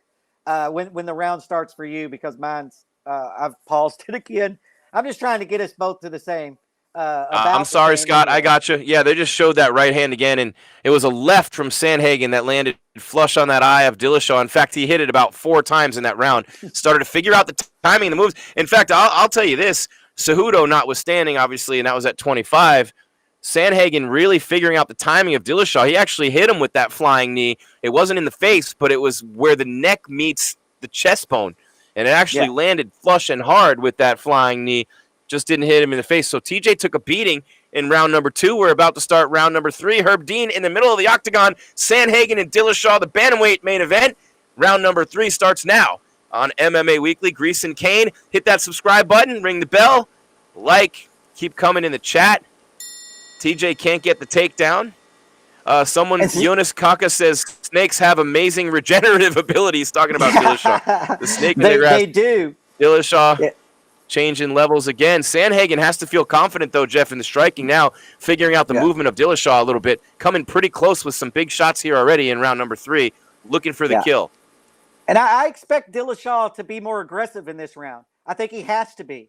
Throw more kicks. There's one. If he's going to stand in front of Sandhagen, you're going to get hit with jabs. You're going to get hit with combinations. You cannot do that. You got to work angles, and you got to do what TJ was doing in round 1. Eliminate the space, close the distance, keep him in the clinch, take him down. Do not let him start working combinations. But like you brought up, he's already found his range and timing. And so I feel like I don't want to say this, but I feel like it's just a matter of time. For Sandhagen. Yes. Yeah, that blood is everywhere, man. And TJ's got him up against the cage looking for a takedown, and that blood's dripping everywhere. He cannot take him down. Trying to throw him. Sandhagen with outstanding takedown D right now. Outstanding, Jeff. TJ throwing knees, keep hitting him with those knees. Dillashaw has great head movement, but he does what Anderson used to do. You know, his hands are all the way at his waist, and he's bobbing and weaving. Well, that's just not, while it's impressive, very impressive, wow. It's not, you leave yourself open to get knocked out, you know? No, but Dillashaw, that blood's really bothering him now, Jeff. He's constantly playing with it, wiping at it. Yeah. This is a 5-round fight. It's a 5-round fight, guys, in the chat, for those of you wondering in there. But TJ, the cut's really bothering him. Yeah, he's putting his hand up here as he closes the distance to make sure he can't get hit in that spot again. But it's definitely bothering him. He knows it. And Sandhagen knows it, you know? And with that hand that he's using to cover it, his right hand, he's throwing jabs now. Switched up to a southpaw stance. And now he's back in an orthodox, but definitely covering that, making sure. And now Sandhagen pops the other side of his face with a straight right. Not a lot of heat on that one, but, nice leg kick. Buckles behind the knee, buckles the leg of Sandhagen. Dillashaw did. The left leg really felt the brunt of that one, and Sandhagen kind of pushing him off. Wow, what a fight. Under 2.5 minutes remaining. Oh, Sandhagen with a spinning head kick. TJ catches it and takes him down. First fighter to make a mistake in a fight like this. Oh, boy. Kyler Phillips did that twice in the last fight. That's a big-time mistake by Sandhagen. Going for it. Hard to fault him. But it ends up with TJ on his back in the middle of the octagon. Now Dillashaw looking to work for top position. Sandhagen throwing some shots from the bottom, able to get back up to his feet. But although he's able to do that, Dillashaw still has his back. Man, TJ is a beast with that cut. Wow. He is a beast, man. I mean, he's just so tough. He's relentless. Like, there's no quit in TJ Dillashaw. None at all. Wow. But he's damaged, man. Now he's got both of his hands up. Now, see, this is a TJ I like. Get both your damn hands up and use the head movement, and you won't suffer that damage, you know? Yep, and he's throwing a lot of kicks. Chopping away at the legs of Sandhagen in this round. I like that from Dillashaw. But Sandhagen's fighting a beautiful fight, man. Round 1 he lost, and he had his moments in round 1. Didn't get dominated for sure. But thank you. We appreciate that. Disembodied says great job with the commentary, guys. But yeah, Dillashaw is very aggressive, man. He's throwing kicks. He's coming in. Oh, he just landed a big left, and now he's pushing the Sandman up against the fence. The significant strikes. Dillashaw with a couple more here in round 3. Very close in round 1. Sandhagen the big advantage in round 2. Yeah. Sandhagen Sandhagen dominated round 2 and was Sandhagen shot for a takedown. Wow. Yeah. Dillashaw quickly out of the way of that one. Finish. Yeah, Sandhagen was close to a finish in round 2 for a second. But you only get a second against TJ, and then he recovers. But TJ's wearing the damage on his face right here. He's doing a good job. He's got Sandhagen tied up against the cage, and he's got his back, and Sandhagen's just trying to turn into him. Yeah, and he's right in front of his coaches too, Dillashaw. Yeah. Right in front. Oh, he just missed Sandhagen's face with a knee. Dillashaw working for the takedown. Can't get it. Wow. 6 seconds left in round number 3. I believe you're. 4, 3, I'm about 8 2. seconds ahead of you now. Oh, a big shot. Was that late? Was that a late shot? It looked late. Very close. He might have been throwing it. I got to mute myself and see if I hear. Yeah, mute yourself and see. What happened at the end of the round is they're exchanging, and Sandhagen lands a big right hand, and it looked like after the bell. TJ is like saying Herb Dean. He's got his arms out going, what the hell, man? So I don't know how late it was because my volume is off. But it definitely looked late from TJ's reaction. TJ put his hands down. He thought the end of the round was over, and he got hit with a huge right hand. Well, I'm going to say this. I just watched it back with sound as live on the replay, and I will say that Sandhagen's hand was here and probably starting to come forward a little bit as that horn sounded. So I'm going to go ahead and call that. Like, TJ, you can't drop your hands that quick, bro. So no. I don't think there's anything wrong with that shot there, and it didn't really have much of an effect, luckily. Yeah. You don't want to see a fight like this whenever anybody drops his hands, Yeah, and it was during an active exchange. He countered TJ's shots, and so that's just the way, I'm not going to pull back on a punch just because I heard the bell whenever I'm in mid-throw. Another nice job on the leg kicks by Dillashaw. He probably can't see out of that eye. That's a good point. Who's winning so far? I mean, man, I don't know. I mean, I'd say it's a really last round was anybody's round. 1 TJ, 2 Sandhagen. Round 3, flip a coin, and here they are in round 4. Yeah, I'll say that TJ is more damaged. TJ's more damaged than Sandhagen, but I only say that because I don't know about Sandhagen's legs. TJ's throwing a lot of leg kicks and landing them, so Sandhagen's lead leg could be, compromised a little bit right here. TJ's so relentlessly aggressive still, though, man. Beautiful mixed martial arts right here by both guys, but Dillashaw is impressive with that cut and, tries to some nice leg kicks by TJ. Sandhagen misses with a right, ends up with Dillashaw having his back again.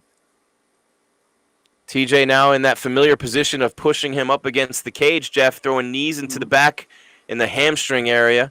So Sandhagen, 74 head strikes, Dillashaw 56, but Dillashaw with 37 leg strikes to 10 for Sandhagen. So depending upon what the judges put more weight on, who the hell knows? Yeah, it's a close fight. Like I said, Sandhagen's done more damage, but that's not the scoring criteria. This isn't pride.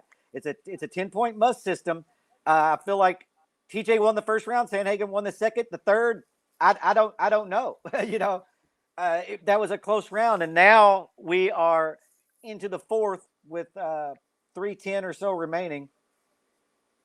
And they're back separated. TJ's still covering up that cut. Yeah, they're in the middle of the cage. I think we're right here. Live odds, Sandhagen -125, Dillashaw 105. Very close fight between the former two-time champ TJ Dillashaw and the rising star Corey Sandhagen, former training partners in Colorado. So many great storylines. Sandhagen hasn't really landed much since that second round. Dillashaw, great job in round 3. Shoots in for a takedown, stuffed by Sandhagen. Man, I'll tell you what, though. It sounds like I'm all over Dillashaw, and I don't want to make it sound like that because Sandhagen's fighting a hell of a fight, Jeff. He is fighting one hell of a fight, Corey Sandhagen. No, I think this is an extremely close fight. This is an extremely close fight. And they're starting now, at this point in the round, they're starting to let their hands go a little bit. TJ looks for finishes, so I feel like the rest of this round and the fifth, if it gets there, is going to be crazy.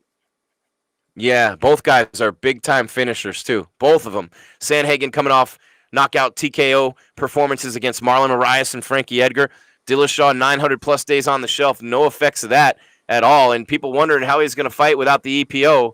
I mean, you're getting your answer right now. He's fighting a hell of a fight. Both guys are. 2 minutes left in round number 4. Dillashaw gets the back of Sandhagen again, throws him down briefly. Right back up is the Sandman.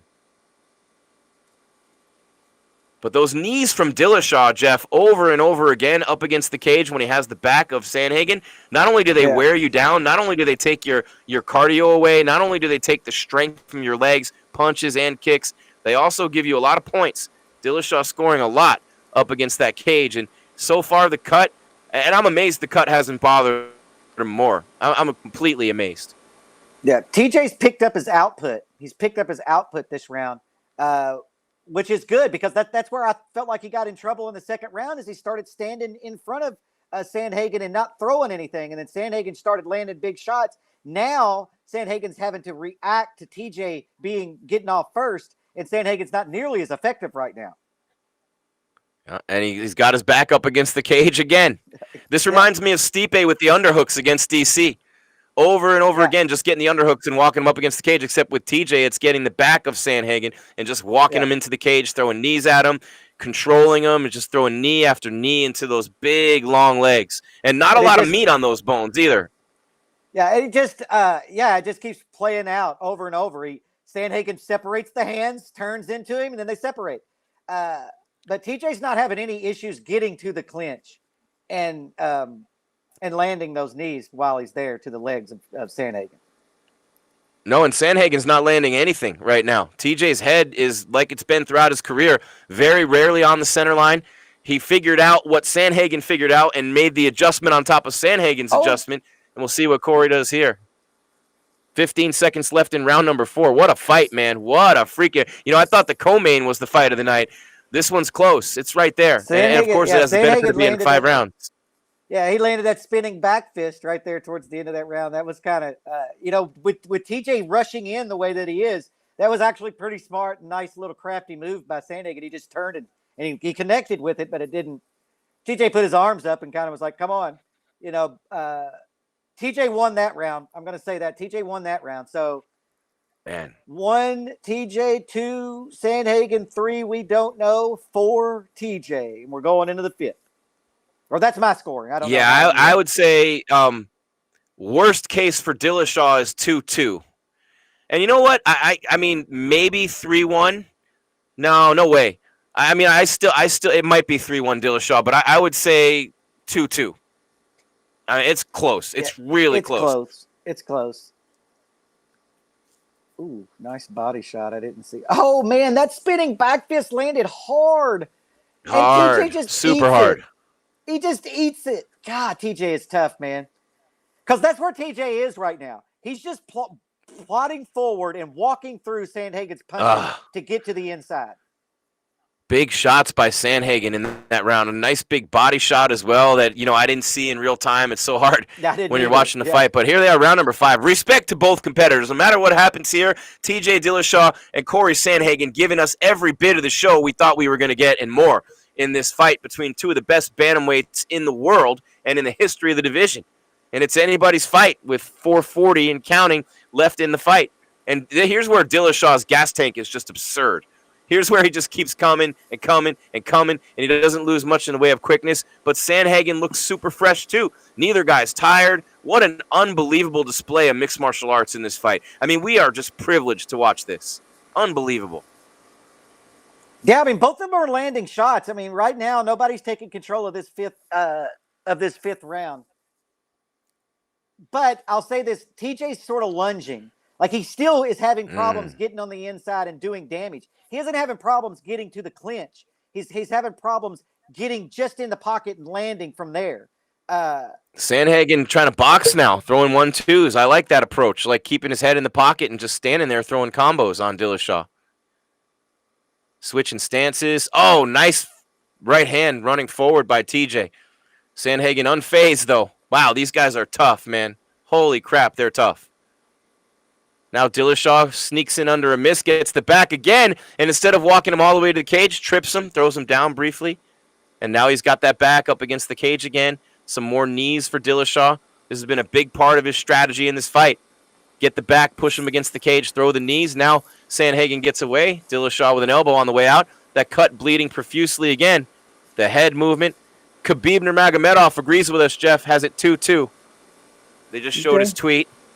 Khabib's the authority on the sport now. Every time he analyzes or says anything, everybody's all over it. I mean, rightfully so. He's undefeated. Retired Yeah, undefeated. just don't listen to him on Islam and a couple of guys. Nobody from AKA. Everybody else listen to Khabib. Yeah, he loves his teammates. Yeah.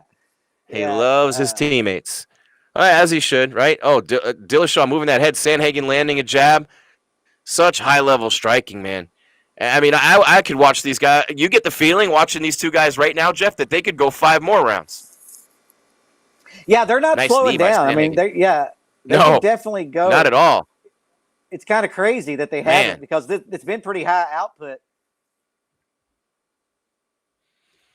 Dillashaw hasn't lost a bantamweight fight since Dominic Cruz in 2016, and that was January of 2016. Yeah, and that was controversial. That was definitely controversial. Yep, extremely. I mean, I believe I've seen him put on, but it was that was I don't know. It was close, so close, and everybody wanted Cruz to win that fight because of all the injuries he suffered. Sentimental favorite, coming back, and that was in Boston, I believe. It was on my birthday. I remember that one. Dillashaw still bleeding profusely from that eye in that fight. Yeah, it was. It was. Oh, Dillashaw quickly springing in and pushing him up against the cage again. So round 5, head strike 17-9 for Sandhagen, 135 and counting remaining in this bantamweight main event from the Apex in Las Vegas. You're watching live on MMA Weekly. Jim Grieshaber, call me Grease. Jeff Cain, the Caniacs are in the building. We got you guys in the chat. Justin So says 2-2. Any damage to Sandhagen? Not really. Disembodied wants to know. Sandman coming with the heat. Yep. I think that probably the most damage to Sandhagen is his lead leg. But no, he's not wearing any damage on his face. TJ, on the other hand, is wearing a lot of damage on his face. Minus the cut. The cut was the big one. Yeah. Oh, nice left by Dillashaw. Punches into a takedown attempt. Sandhagen's takedown defense has been cash money in this fight. Yeah, 50 seconds remaining. Evenly matched fight. Whoever wins, this was a very evenly matched fight. This might be the title fight. I think both these guys are better than Jan and Aljo. I mean, Aljo got the choke on Sandhagen. That now, you could make the argument that both these guys are better than either one of those two. Nice shot to the body by Sandhagen, and then he follows it up with a straight right to the other eye of Dillashaw. Nice shot, high level. TJ, right? I mean, you definitely can for TJ. I mean, he hasn't lost to either of them, and he was the champion. He was the champion whenever he lost. Here they go, Jeff. 20 seconds left. Ooh. Letting them go. They're letting them fly right now. Woo! The heat. Dillashaw, high output. Oh, he took another shot to that eye. Sandhagen throwing right back. 10 seconds. Let them fly, boys. Dillashaw in a southpaw stance. Both guys coming forward, throwing everything they have. 3, 2, 1. They go the distance and they hug it out. What a fight between the former 2-time champ TJ Dillashaw returning from the suspension and Corey Sandhagen, the Sandman. Either guy has a claim to this fight. Either guy has a reason to be pissed off if he doesn't win. But they left it in the hands of the judges, Jeff Cain. The one thing neither one of us thought would happen in this fight is that it would go the distance. Who deserves win? David wants to know. Man, what a comeback either way for Dillashaw, says Callista. I'm going to go. I mean, I think Dillashaw wins it 3 rounds to 2. I have to say. I really do. 48-47. I can't. Yeah, I don't know. I don't know. I'm going Dillashaw. I'm going Dillashaw. Unanimous decision. But who knows? Yeah, I don't know. I mean, that was a really, really competitive fight. What a fight, Jeff. Regardless of who wins, what a fight. My God, that was amazing. I mean, God, that was a huge left hand from him. And that flying knee, they're showing the replay of some of the highlights of the fight.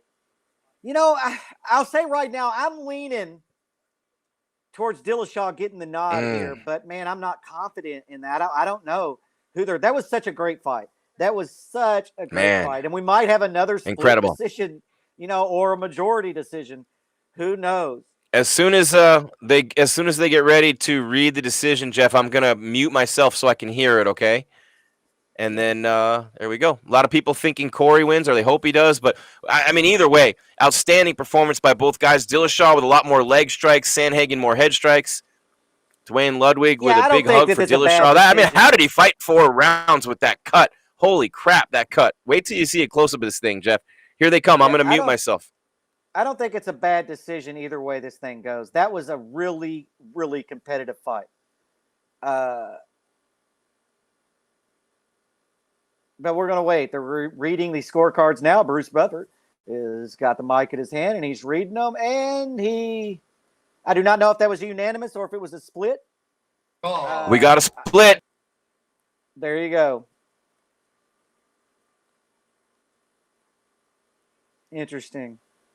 Oh, Dillashaw by split. We might have Dillashaw by split. Back. I had Dillashaw. One of the judges had Sandhagen. Man, what a close fight. What a fight, man. That was unbelievable. Can't argue with that decision, though. You can't. I mean, Sandhagen's pissed.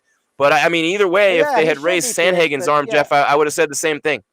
Yeah, no, I don't think that's what I was saying. I don't think that's a bad decision either way, right? That was such a competitive fight. I think you got to run that back. I think whenever Aljo and Jan fight, you put this as the co-main event and as the number one contender fight. I think you run that one back. That was crazy. I don't know what TJ just said because they muted him, but he said something Conor McGregor-esque or Diaz-esque. I'm going to try to see what I know he wants the title. Like this cut, wow, this cut, oh my God. It is straight up and down from here to here. Half his eyelid is, I don't know how he fought 4+ rounds with this cut. Well, he's won 5 out of 6. Impressive return. The UFC will put out the video of what he actually said. They can't say it on ESPN, but you can say it on YouTube. And so it'll be up there on the UFC's YouTube channel later on tonight.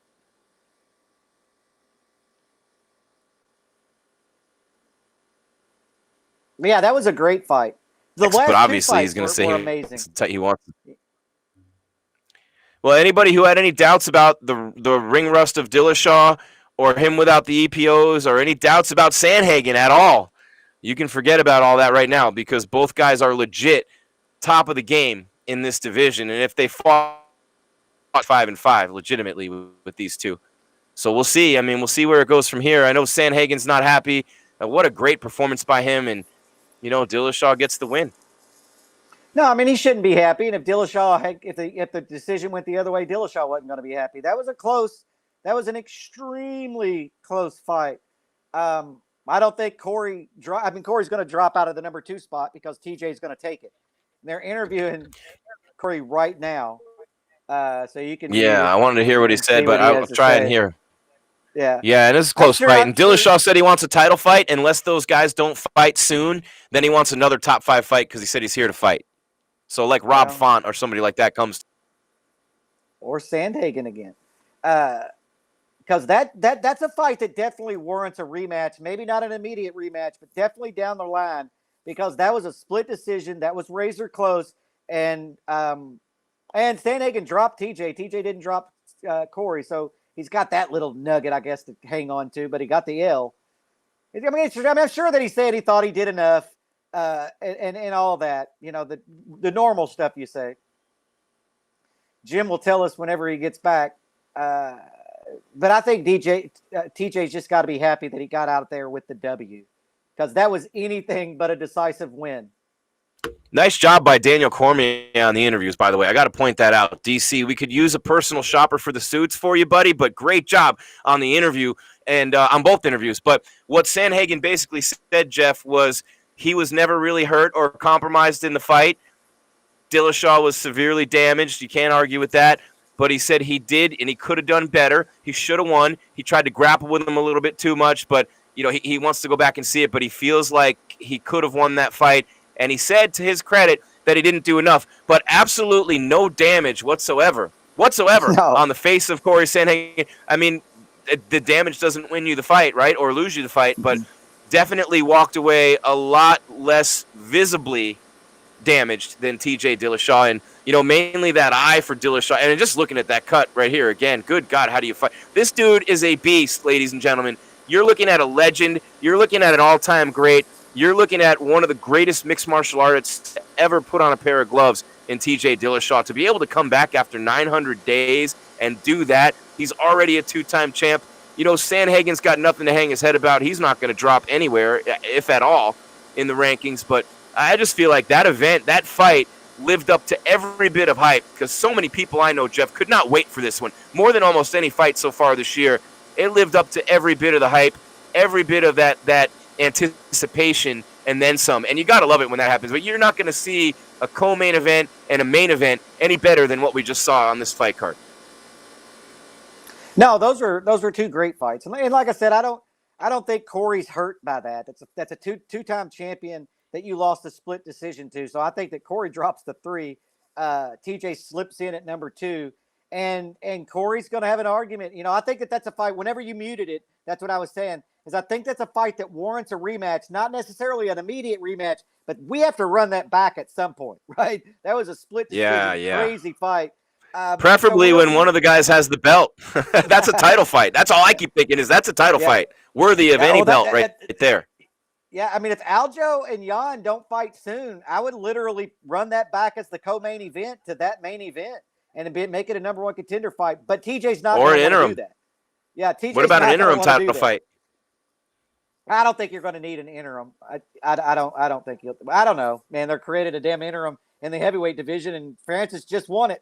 You know, that seems kind of crazy to me. But so yeah, that's always a possibility for sure. But I don't think so. I think that Jan and Aljo are going to do it, and TJ's not going to want a rematch there. If I were TJ, I would avoid Rob Font, fight everybody else. I mean, that's a tough fight for anybody right now. Rob Font in that division, he's a beast sitting there at number 3. If I'm Dillashaw and Dillashaw needs another fight, he wants anybody in the top 5. I mean, give him Aldo. Give him a legend versus legend in Jose Aldo, depending upon when the Aljo and Jan fight is. But, I mean, the people who are in the chat saying Sandhagen 1-3-2. It's a split decision. It doesn't matter if you have a mark on your – it doesn't matter. One of the judges did see it for Sandhagen. Cody Martin, UFC is rigged. No, it's not. It's state commission with judges. It's not rigged. Right. No, it was just a close fight that went TJ's way. That fight could have easily went the other way. 100%. And TJ would be upset.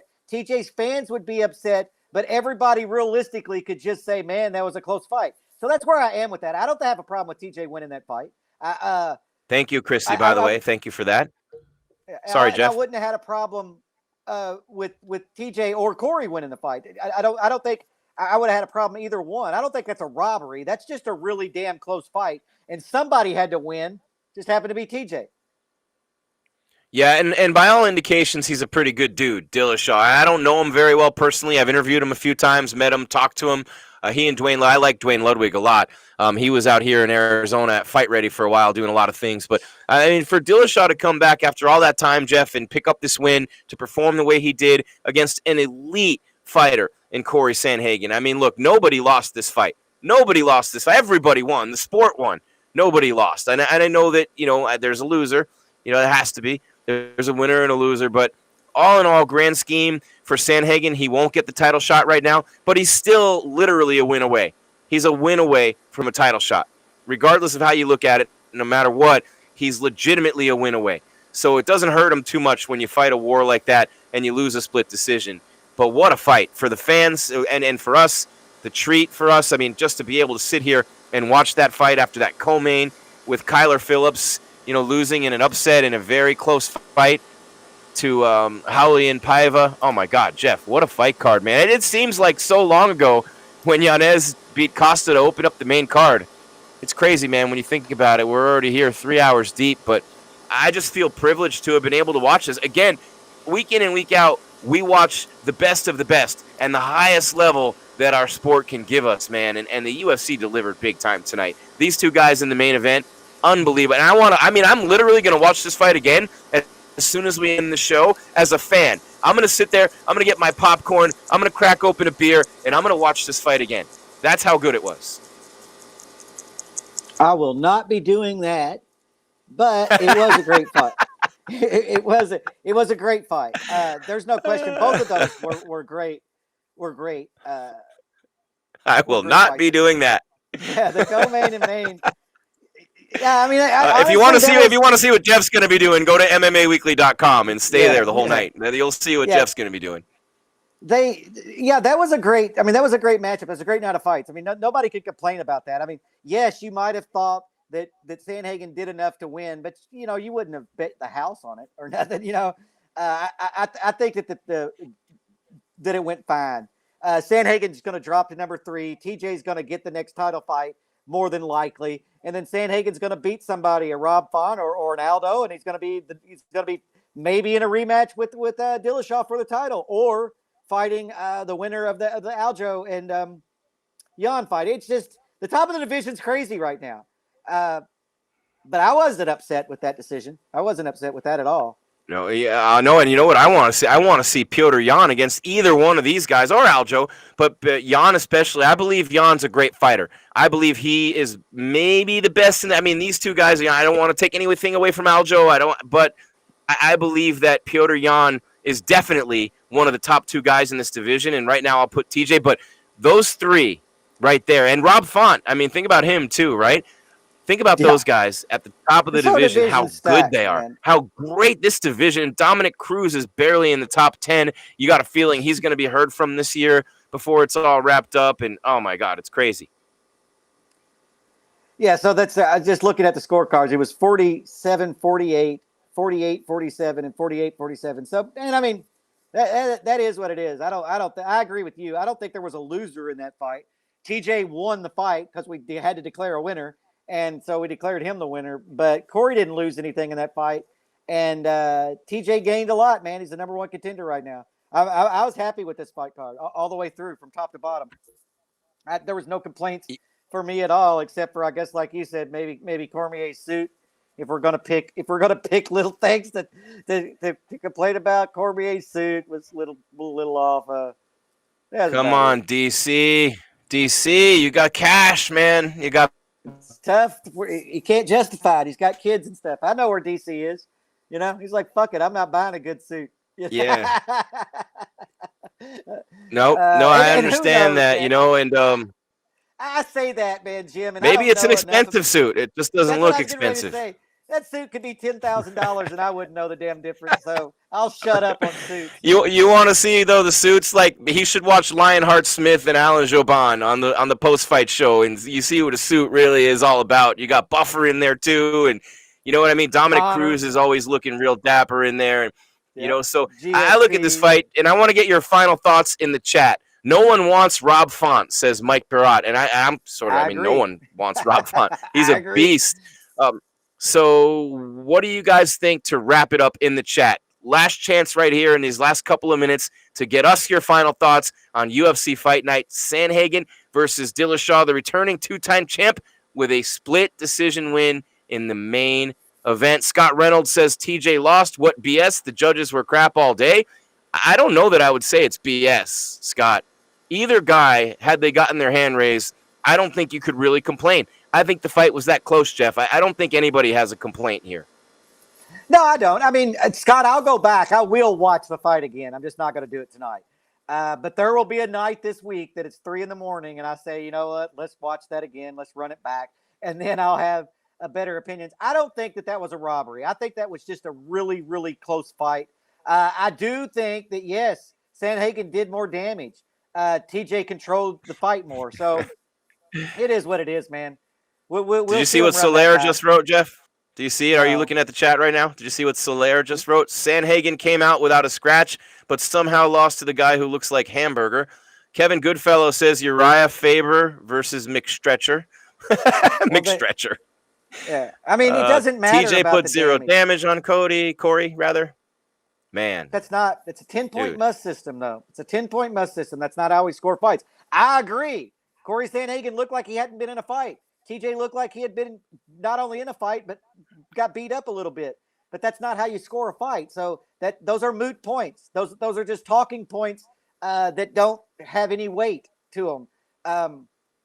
It doesn't matter, who has.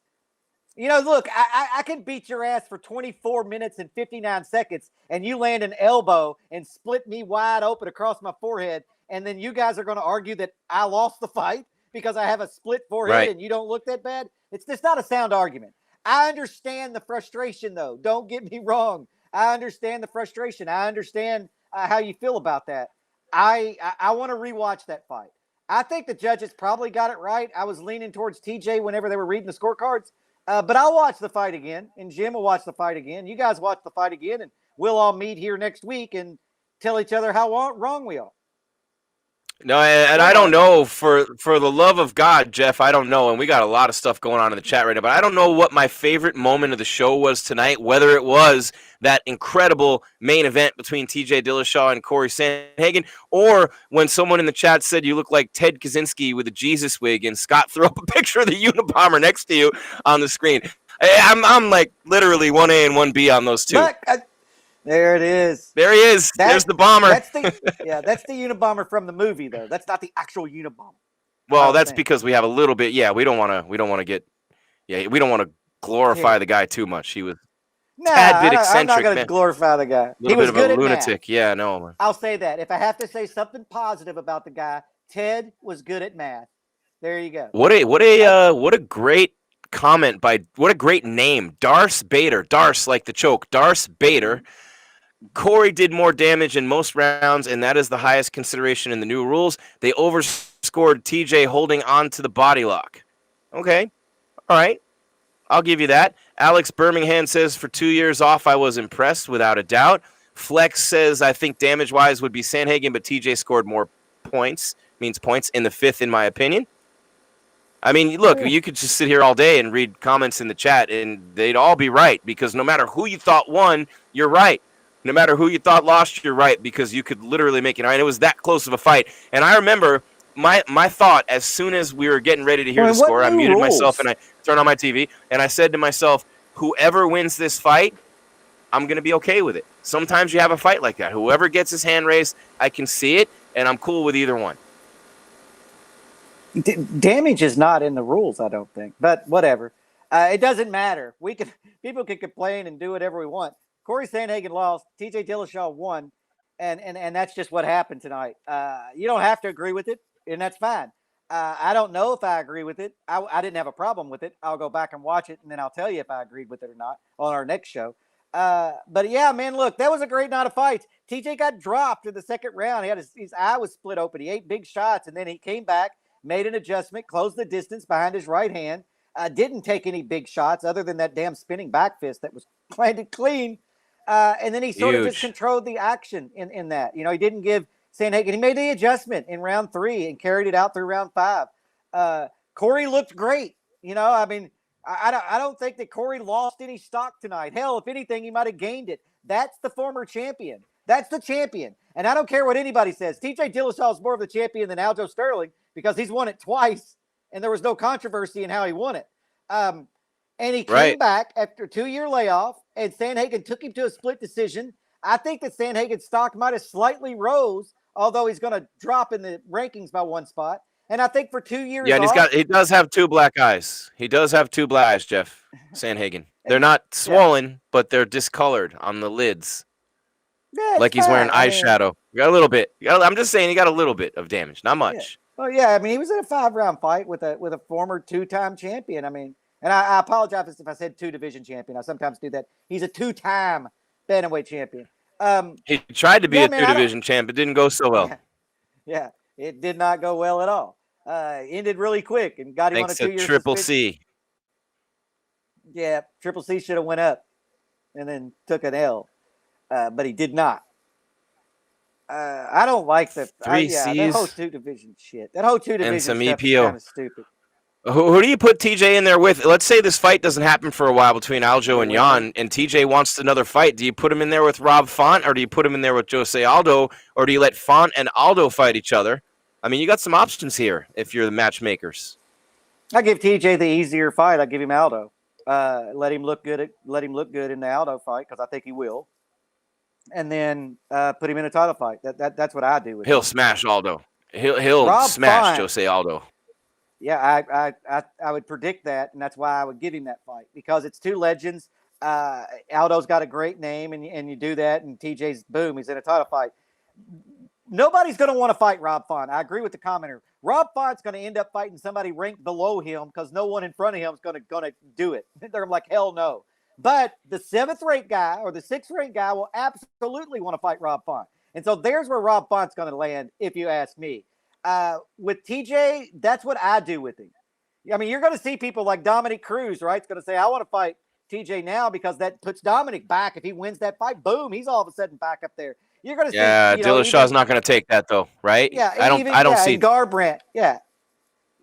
You're going to hear guys say that, but at the end of the day, TJ Dillashaw is going to get the next title fight, or I think he's going to get Aldo, and Rob Font's going to end up fighting the 6th or 7th ranked guy in the world. I want to see Cruz Cody again. That's what I want to see. I want to see Cruz fight Garbrandt again. Cody's at number 5. Dominic's at number 9.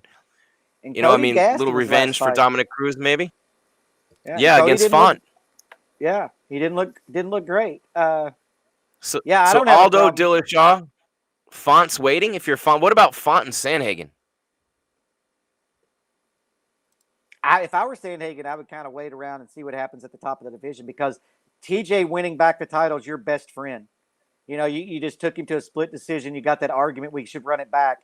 But if it's a long time, then he's going to have to take one of those fights. And I don't know, maybe Garbrandt's off of a loss. So yeah, for Corey, he's off of a loss. So he's not going to have a say.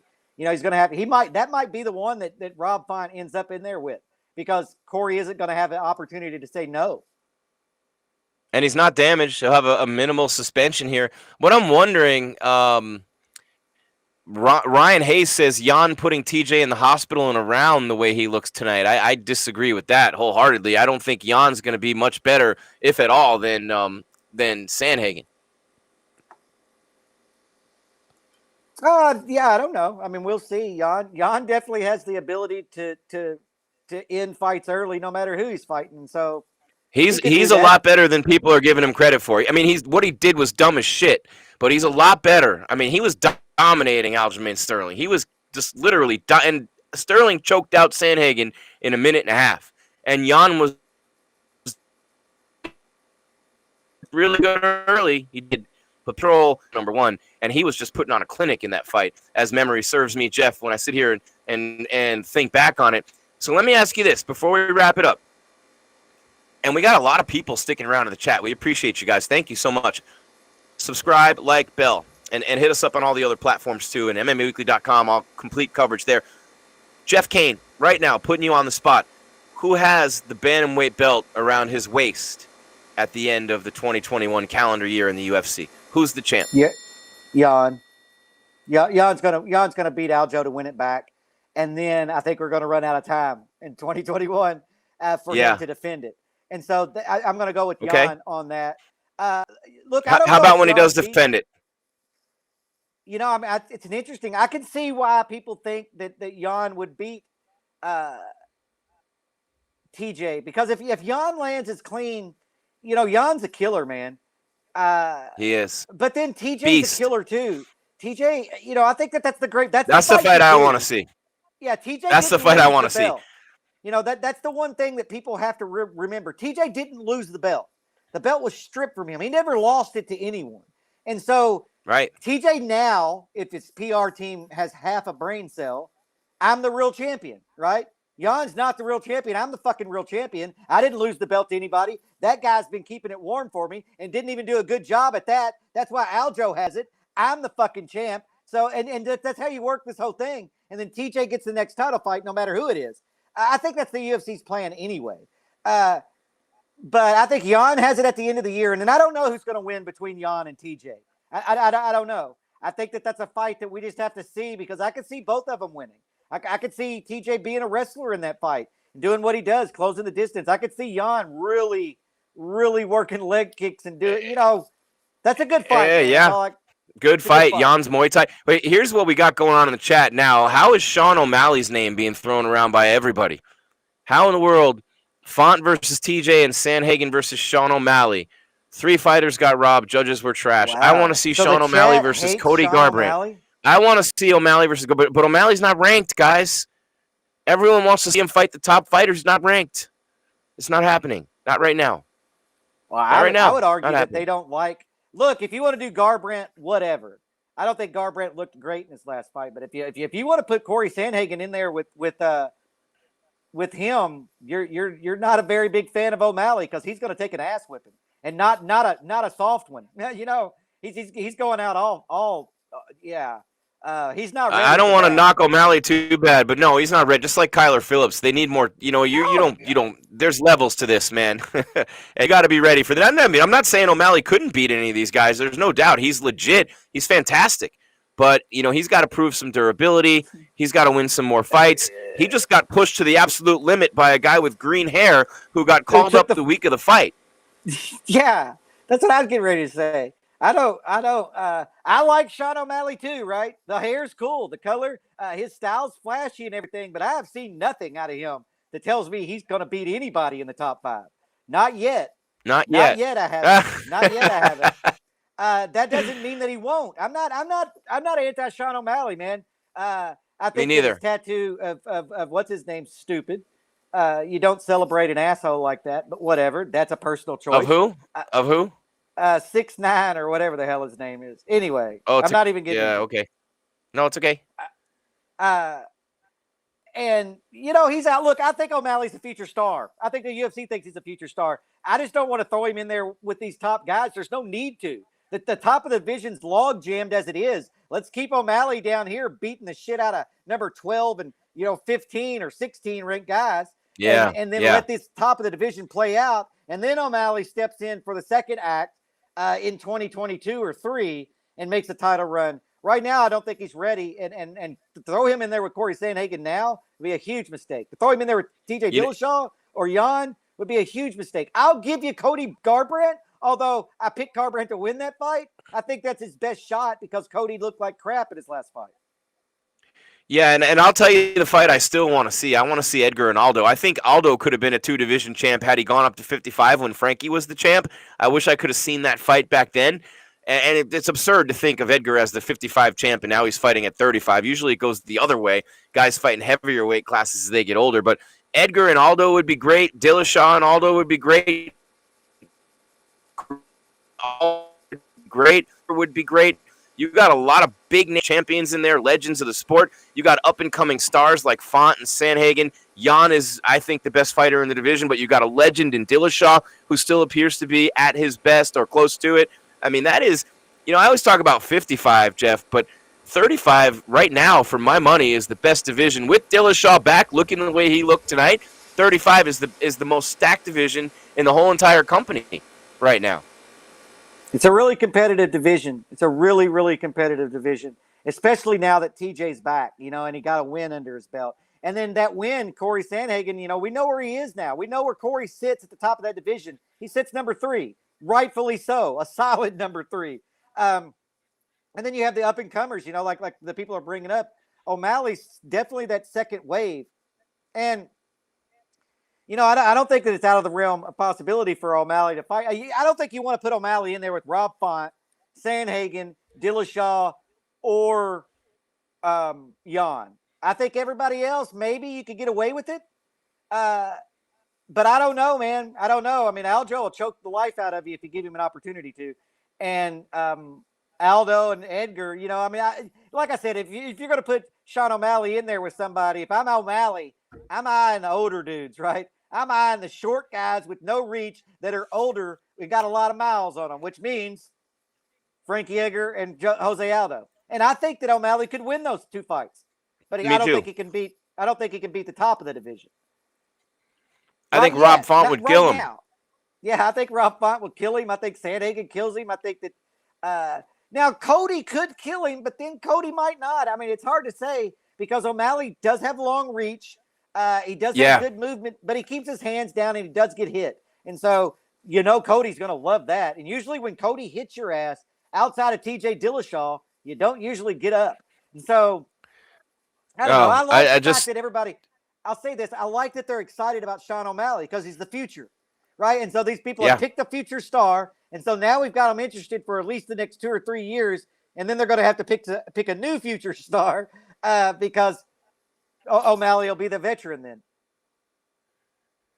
There's a trivia question for you. Pound for pound top fighter John Jones. He's not a champion in any weight class, but he's pound for pound number 1. And as I look at the bantamweight rankings, and I'm still just trying to piece out, and put together who I want to see fight. So many options, man. I mean, even like a Pedro Munoz, there's just, but I think Garbrandt and O'Malley, the way they've talked trash, Cody and O'Malley, I mean, they were both on that same card last year in Vegas. I was there when they both had the one-punch walk-off knockouts. Cody against Sunsao and Sean O'Malley against Eddie Wineland. And, I mean, someone is definitely not only going to sleep, but someone's head's going to be in the fifth row. I mean, that's why I want to see that fight. Someone's head's going to end up in the fifth row, whether it be Cody or O'Malley. But if you're a fan of knockouts and of big-time striking, that's a fight you'll want to see. I really think Dominic Cruz is not done making noise in this division. Not saying he'll get the belt back, but I feel like Dominic Cruz is a win away from maybe a title shot. I'd love to see him fight any of these guys, Aldo, Edgar, or Dillashaw at any point in time. And then you got the young guns. But I do think it's Jan, Sandhagen, and Dillashaw are the three. And Rob Fonto. I mean, those four, come on. How do you pick those four? I mean, even if tonight's result notwithstanding, there was no loser in this fight. Those four, and you throw Aljo in there, those five at the top of that division with Cruz and Aldo and Edgar and Marlon and Munoz. My God. Cody. I mean, this division. And Cody, this division's crazy. It's absolutely absurd. And a lot of those fights could go either way. I mean, like I said, Cody Garbrandt lost his last fight, but if he lands clean on somebody, he wins. And it doesn't matter who you are, whether you're Jan or who the hell it is. And so there's a lot of guys. Except Dillashaw. Dillashaw, he survived. He had a little help from the end of the round, but he did. He's the guy who got up from Cody. Yeah. And Cruz went all five with him. He didn't finish Cruz. Yeah, and I'll say that about O'Malley. You know, that was what was so impressive about his last fight with the I apologize, I don't even remember his name. Green hair guy on short notice. 8 big shots. I mean, I think that O'Malley finishes a lot of people. But the top of that division, I worry about his defense a little bit because they're going to leg kick the shit out of him. You know, he's had the leg injury anyway, and I feel like you know that's going to be Aldo's best bet. You know, Chris Motino. There you go, Motino. Yep. A great performance on his part. A great performance. That's the fight that they stopped. We felt like they stopped early, right? We were like, damn, if the guy took all that damage and there's like 10 seconds left in the round, just let it go. Is that the one? Wow. And next week's fight card, you think about the one, and it's Uriah Hall and Sean Strickland and Abdurakhimov and Chris Daukaus that was supposed to be this week is the co-main. That's not exactly a stacked card on paper. With Hall and Strickland, that's a good fight to look forward to. And then the next week is 265 from Houston with Lewis and Gane as the main event. Cyril Gane 9-0 undefeated. Derek Lewis like 25-7 and whatever. Amanda Nunes and Juliana Pena is the co-main. Aldo and Munoz is on that card. That's a big one. Jose Aldo and Pedro Munoz. And Michael Chiesa, the commercial star. I love that commercial with Justin Gaethje, by the way, where they're in the stare down throughout the house and the party. Chiesa and Luque, dude. That fight. I like that fight a lot. Yeah, that's a fun fight card. I mean, that's a fun fight card. 2 title fights, a bunch of meaningful fights with veterans and then up and comers, and I like that fight card a lot. Then you got Brunson and Derek Brunson and Darren Till right after that. That's pretty interesting. That's a headlining fight right there with the wrestling of Brunson and the striking of Till and everything else in between. Then you got Cannonier Gastelum right after that. We got some good fights coming up over these next few weeks. Kelvin looking to get things back on track. Cannonier hasn't fought since the Whitaker. It's been a while there. And you have some other pretty good fights on that card as well. Brandon Royval and Pantoja at flyweight. That's a pretty good fight between 2 highly ranked guys. Mark O'Madsen, the Olympian. How about the Olympian wrestler against Clay Guida? That's a good test for them. Courtney Casey's on that card. And so you got some big fights coming up, man. But the storyline that I'm going to say, my takeaway from tonight is TJ Dillashaw. The whole world hates him. He's suspended forever. Hasn't fought in 900 days plus. World against TJ. TJ 1, world 0. TJ 1, world 1. I'm going to say that they're even right now. Okay. All right. Fair enough. Yeah. Look, I don't know why people don't like TJ. I don't know TJ. I've been around the alpha male people for a while, man, and I don't think that there's any schmucks out there. Joseph Benavidez is a great guy. So I know Dwayne. I've known Dwayne for a while. So Ludwig, and so I mean, you kind of can judge people on who they're around, you know. And I know Dwayne well enough, and Benavidez well enough that if TJ were an asshole, they wouldn't be around him. So by association, I think the TJ's probably just a fine guy. He got popped doing EPO, which I've already admitted I would do.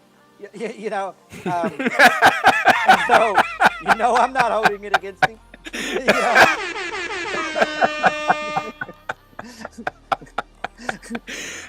One thing you're not going to say about Jeff Cain, you're not going to call him a hypocrite. No chance I'll that's happening. In a minute. Yeah. Oh man, what a great night of fights, Jeff. We're being played off the stage by Scott Peterson. He's got a lot of things going on. Make sure you keep coming back to MMA Weekly's YouTube for the best content in the game. Instagram, Facebook, Twitter, of course, the website. Jeff and the team, Hunter Brownstein, everybody going to be really busy tonight recapping this one and getting you back into the next week. Who knows when we'll be live again? Will it be Fallout? Will it be preview? We know we'll be on next Saturday for Hall versus Strickland, and then 265 right around the corner with the Black Beast in his hometown looking for the interim title against Cyril Gane and the great Amanda Nunes on that card defending as well. For everybody at MMA Weekly, Scott Peterson, Jeff Cain, my partner, I want to say thank you to all of you for being with us tonight in the chat. Subscribe, ring the bell, hit the like button. Thank you for coming strong. As always, we love you. The best fans of mixed martial arts here on MMA Weekly, the most trusted source in news and entertainment in MMA for almost 20 years. Until next time, fight fans, I'm Jim Grieshaber. Call me Grease, saying keep your game tight and your mind right. We are out.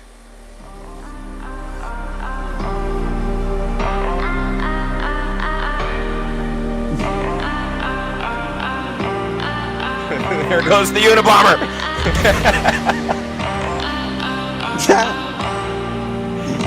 It's terrible.